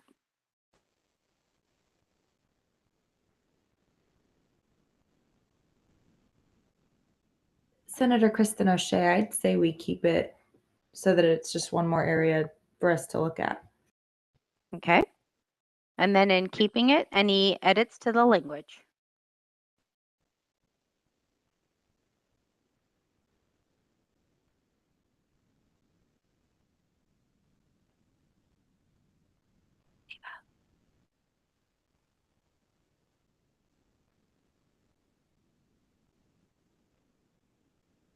No edits to the language? All right, then take a look at the ease of implementation and the potential for high impact scores. Again, middle of the road, we're taking averages. So this is again, middle of the road.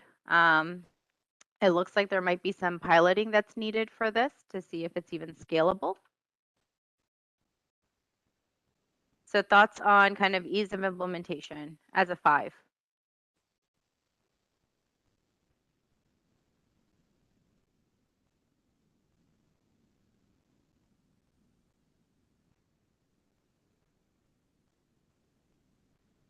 Everyone's good with a 5? Any changes? All right, what about potential for high impact? Will this alleviate the workforce? Will this help? Or will there need to be a lot of oversight on volunteers so it could burden the workforce? That's one consideration workforce group talked about, so I'm bringing it up. There is a tried and true mechanism with volunteers in some facilities, but I'm not sure about in adult daycare facilities. So thoughts on high impact? Does a 6 sound about right? I would go up. What do you recommend, Jane? I guess I go back to my favorite 8. Because the possibility is terrific. Individual communities might need to get shaken a little bit to realize it and come on and do it because they can. But 6 seems discouraging, and I would say, come on, you can do this. 8, it's going to help a lot. That's from others. Sarah Schlitter, Johnson County Developmental Supports. I could say like a 7 or 8, just because it would probably have rippling effects where if you get younger people involved earlier, that might be the workforce later, or they might be advocates. Yep. The split's a difference at a 7? You bet. Sure. All right. This is Senator O'Shea.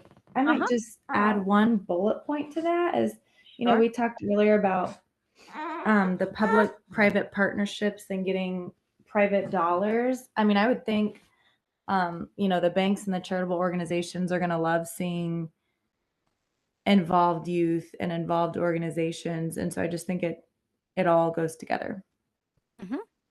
So it might even help with some of the fundraising. Yeah, as they develop the plan, they could look through all of these recommendations and see how they cross-pollinate with each other. Is that what I'm hearing, Senator O'Shea? Yes. Okay. All right. So your action leads here are your AAAs. Do you agree with that? And then take a look at your key collaborators.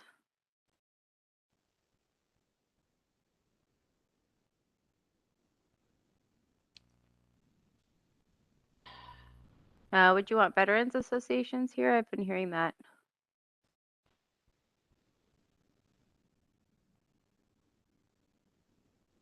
Who else could do that? Linda Mowbray, Kansas Healthcare Association.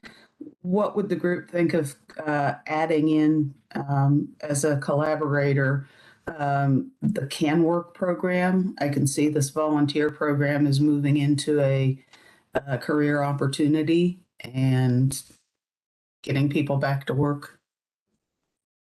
Well, and OCAP, Older Kansans Employment Program, that too? The ones that are 55, yeah. Thoughts on that? Objections to that? I think that's aligning with what the workforce group has been talking about as well. Senator Kristen O'Shea, would another key collaborator be religious organizations? Yeah. Okay. Thank you. Any others? All right. So task force recommendations, I just wanted to show you kind of the list and how they map out to your organization, to your recommendations that you developed. So examining and modify HCBS FE rate settings, you have that under your modifying of waivers. Developing the map, we can take a look at that language actually. So develop a map that shows where the senior service providers are throughout the state is a task force recommendation. And so I'm going to take you to 6.3. So would you want to add it as one of the action steps here to develop that mapping tool? Right now, KDAD's talking about reinstituting the Explore Your Options resource guide. And so in collaboration with that guide, you could work with a university partner to map out where these providers are throughout the state. So you would have an interactive web-based tool as well. Thoughts on combining it with C? Or just adding another action step? Yeah. D. Does that make sense to everyone, or do you think the mapping tool should be on its own?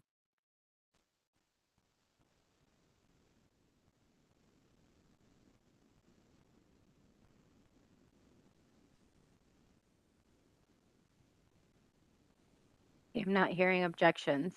All right, I'm going to go back to that list. MCOs exploring alternate supports to address workforce shortages. So this one has been tackled by the workforce group, but you've also talked about it, especially technology related, and really thinking through modifying waivers through the modified Medicaid waivers.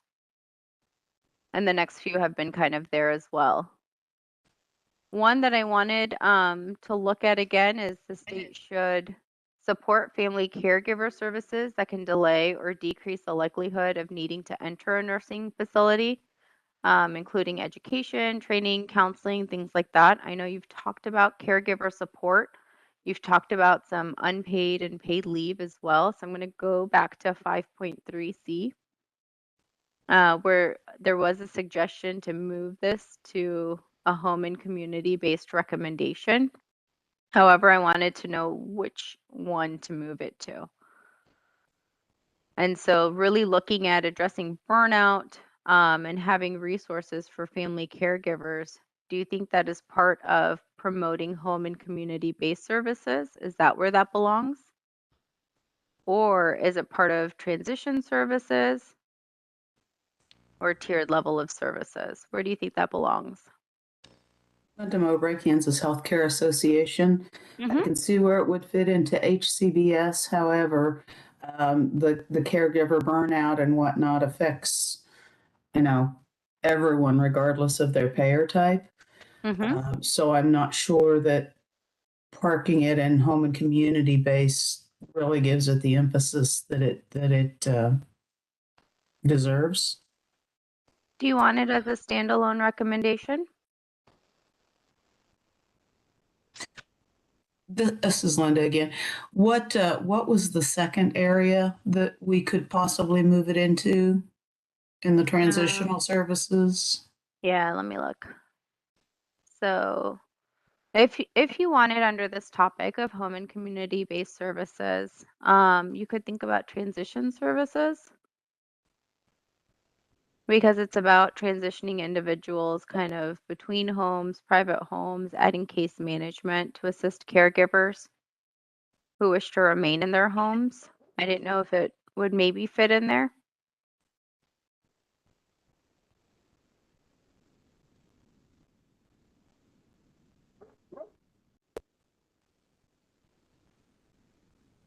And again, you could have it as a standalone if you wanted to.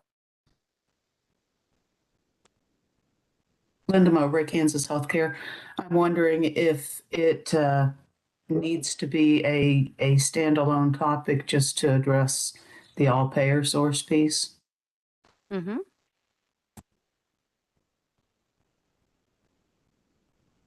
Okay. Do you agree to keep it under your topic area of home and community-based services, or would you put it into one of your other topic areas?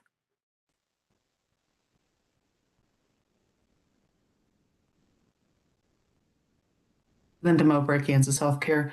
I think it depends on if we're looking at a strict interpretation of HCBS being a funding payer source, or if we're looking home and community-based services as a more global approach to, again, all payer sources and not moving into institutional care. So I defer to the group. Thoughts from the group?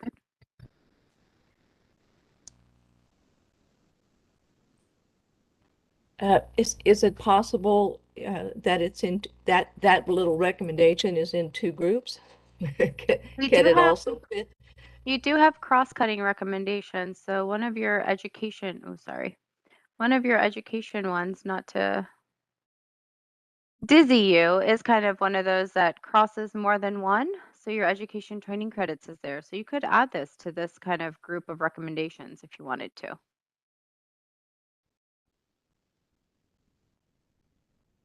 Because I don't want it to be missed because it was under the wrong category. So because what it's saying is very important and that we can't figure out where it fits, somebody may not know where to look for it. So why not put it in a couple of other spots and say, hey, you know.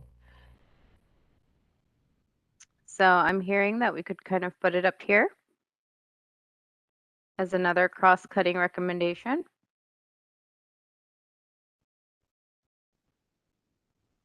While still leaving it in the other, or instead of? Which way are you going with that? So the task force recommendation list is just us kind of crosswalking to make sure you've really looked at all the task force recommendations that were given to your group.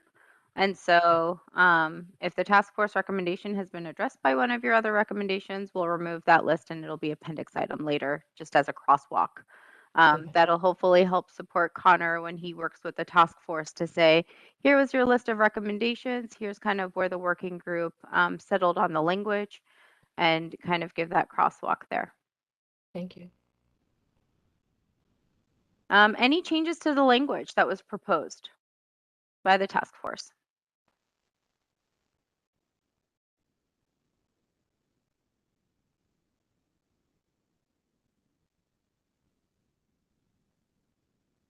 So thoughts on this? Is this something that could happen pretty quickly, or would it take time? Immediate action or strategic importance?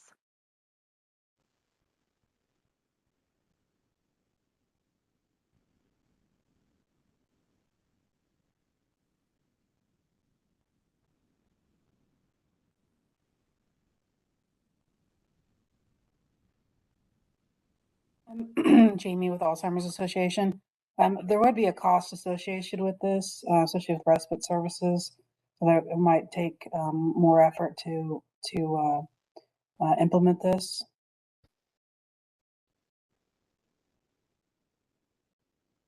So that am I hearing kind of strategic importance where coming up with the funding will take a little bit of work before you can really implement it? Yes. Okay.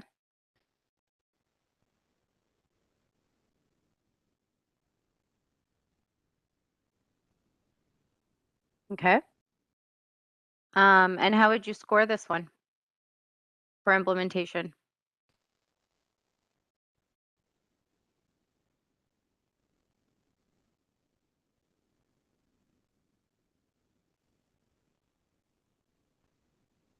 Difficult to do? Easy to do? I would give it a 4 just because of the respite would be expensive. Okay. What about potential for high impact? This is impacting your caregivers, correct? So how would Yes. you score that? At least an 8. I would, Sarah Schlitter, JCDS, I would say an 8 too, at least. Anything higher or lower? Objections?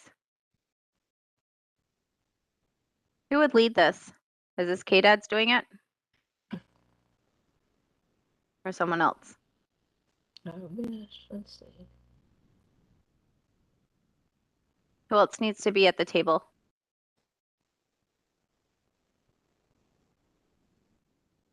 I think your other recommendation talked about AAA's and the Alzheimer's Association kind of identifying some of these caregivers, if you agree with that.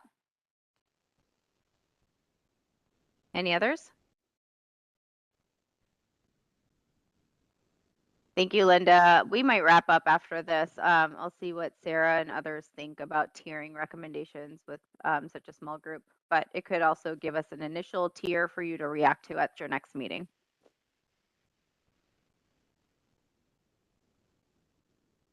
All right. And then think about some indicators as well after. All right, I'm going to go back to the list. And your other two recommendations, so we've crosswalked most of these. And so your SCA funding one changed to the elder count book, so we're good there. Here's two more. Research state licensed facilities providing HCBS care in 2018 versus 2021. Is that something that you would want as a standalone recommendation, or is that data that you think that KDAD should provide? What are your thoughts on this? Sarah Schlitter, Johnson County Developmental Supports. I think it's probably data that they probably have that could be supplied. Okay.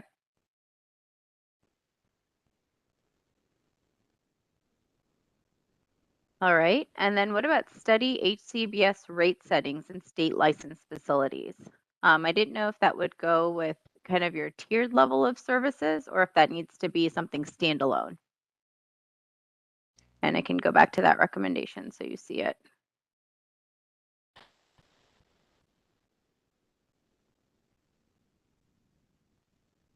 That one was really looking at that functional assessment instrument to create tiered levels of services. Does that talk about HCBS rate setting, or would that belong maybe more towards modifying your Medicaid waivers or promoting, or on its own? Maybe it needs to be an additional recommendation. Thoughts from the group?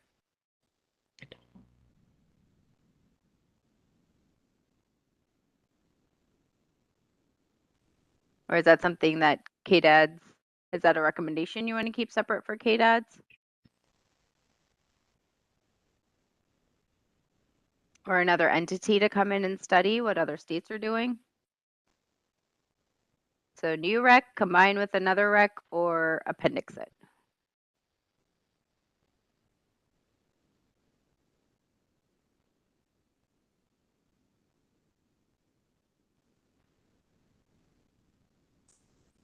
Go ahead, Jen. I'm sorry, probably just a question, but isn't the the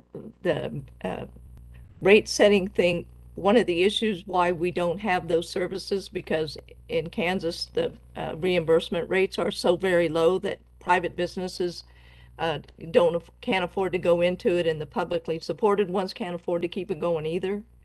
Isn't that, I mean, they haven't been adjusted in such a long time that they aren't in keeping with current real prices. And So then do you think maybe the service caps and looking at incentivizing providers to raise reimbursement rates, so kind of your Senior Care Act recommendations, would that fall under that as that's what part of increasing maybe that one of their action steps would be to study some of these HCBS well, that, rate yeah, setting? because that seems to be what we keep coming back to, is that they can't afford to come to the community because there's not enough reimbursement. It doesn't make it worth it.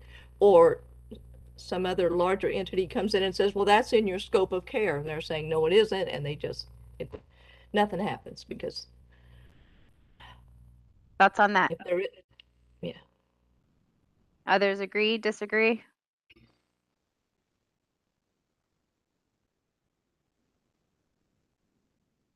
Okay. Mull it over. Yeah. I'm gonna go to our tier chart now. Okay. So I'm gonna have you look at only 7.1 and 8.1. So some of these were already tiered by the survey. So take a look at them if you agree or don't. So take a look at 7.1. Remember, the first column is your potential ease of implementation. The second column is your ease of impact or high impact. Ease of implementation, high impact. And so if you look at 7.1, that's at a tier 2. Do you agree with that, with looking at adult daycare reimbursement rates? Can you, Senator Kristen O'Shea, can you do a quick reminder of the tier meaning? Sure. There's two ways to look at it. So the tier can be either what's the highest priority right now from past kind of work groups and historically, kind of what Child Welfare System Task Force and others did with tiering. You want no more than maybe 2 per topic area in your first tier, because then there can be more actionability. And those are the ones that can really have some good downstream effects too, Senator O'Shea. So really thinking through, if this is, implemented, what are those effects? The other way to also look at it is, what are your easy wins? Maybe put those into tier 1, because then you have some quick recommendations you can implement, but then those 1 or 2 really hard ones that will have long lasting impact. So it's almost a two-way score. Thank you. That's what I was thinking, but I just wanted to clarify. No, I appreciate that. We've had a few people ask us for defining that. And so there are a few different ways to think about it. And it's up to your working group to really say, we chose tier 2 because this is an easy win, or we chose tier 2 because this is scalable, or we chose, tier 1 because the downstream effects were so huge that it would really impact, 3 or 4 of our other recommendations. So knowing that, are you comfortable with 7.1 being a tier 2, or would you want to make it a tier 1 or 3?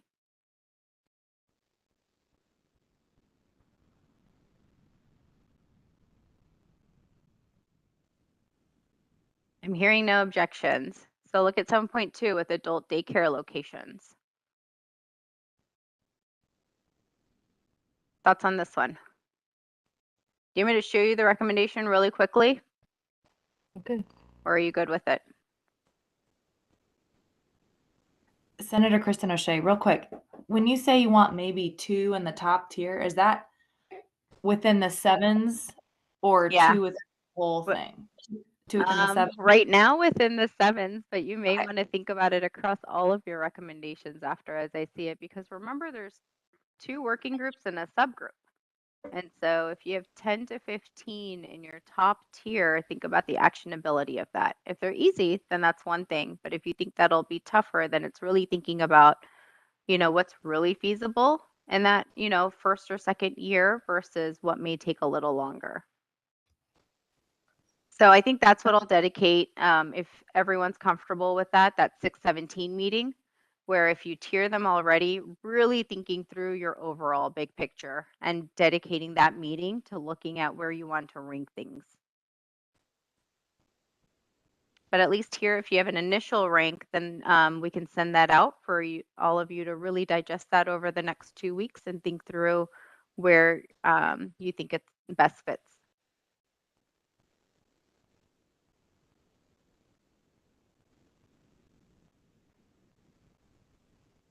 So how about this? Look at all your 7s and look at the tiers. Any that you think you object to. This is, again, based on an average. Only 6 people took the survey, but this was their input.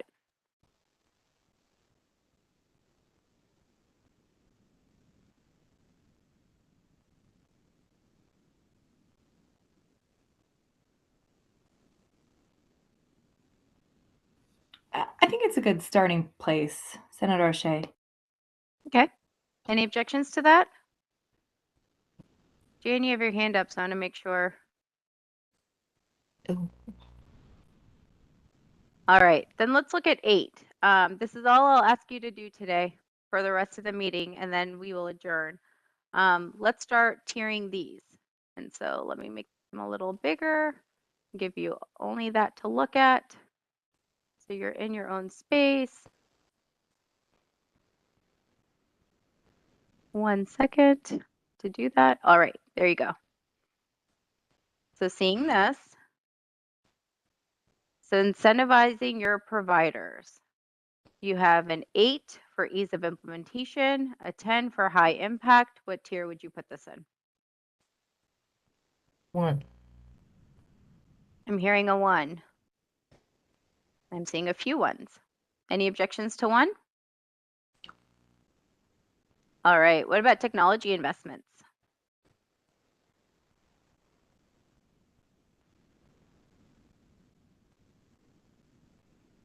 This is going to take a little bit of time, but you have, seeing a 2, I think, or, oh no, I'm seeing a 1. I'm seeing a 1. Yeah, sorry.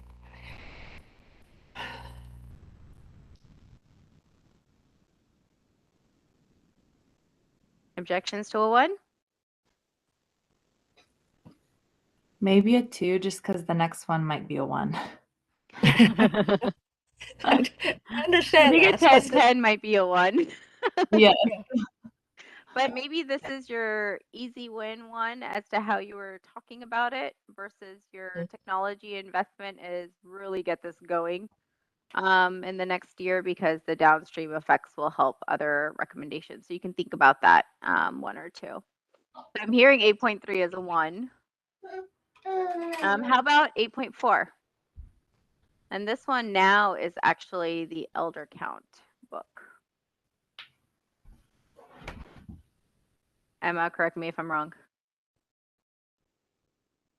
Yes, it's the elder count book. We replaced the recommendation.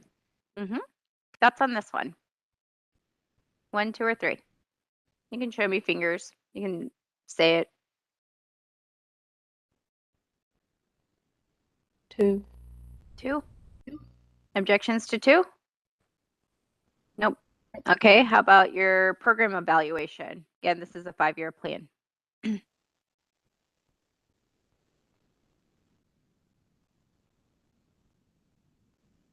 Think I see it too? Okay. 2 sound good. 1 or 3? What about those data systems? Data infrastructure takes a long time, but as you have a really meaningful high impact. So thoughts on that one? See it too? For use. Or a U. Objections to it too? Other thoughts? Well, you guys are troopers. You have hung in there with me. So I'll let you out about 15 minutes early. Thank you, though. So it sounds like we'll keep the next meeting unless you object to it. And that one will show you all of your recommendations across all 3 tiers. We'll make sure that your meeting notes, like last time, show those tables kind of both ways of, you know, with your scoring, but also kind of what it looks like in tier 1, tier 2, and tier 3. Okay. So you really have an idea of what that looks like. Your updated language will be sent out, so you'll have kind of your latest recommendation list. And so take a look at that language, look at the rationale. We'll go through that as well after you're done tiering to really make sure that we've captured the intention and purpose behind each of these recommendations, because later when you're not around and someone picks this up, we want to make sure they completely understand why this recommendation was put forth by your group. And then your last meeting will be scheduled for June the 24th. At that point, you will have a chance to look at the report. That report will be sent out kind of on the 20th to really think through, you know, or the 21st for you guys to look at it, look at how it's been done, and any minor edits at that point. So we'll schedule about 60 minutes for the 24th. And you can always send them to me in advance in email. I prefer that actually. But you'll only get a couple days that week to really take a look at it. This report is due by the end of June, so June 30th. And so then Connor will take it to the task force and send it out to that list. And I don't know if he has any updates for you guys, but I think they were tentatively thinking about August to schedule the meeting. So the other Good. thing we will do on the 24th is assign out kind of who wants to present recommendations to the task force. Can have volunteers for individual recommendations and kind of a full synopsis. And then you always have your chair and co-chair or vice chair as your backup as well. All right. Any questions on kind of what's going to happen the next couple weeks? Sounds good. Well, I appreciate your time and your commitment. It's been a long process. It's been, you know, 7 or 8 months now. I hope we are where you were hoping to be with the process. Any questions, concerns, send me an email. And we can also talk by phone. All right. Thank you so much for your time this morning. Have a wonderful weekend. Thank you. Thank you.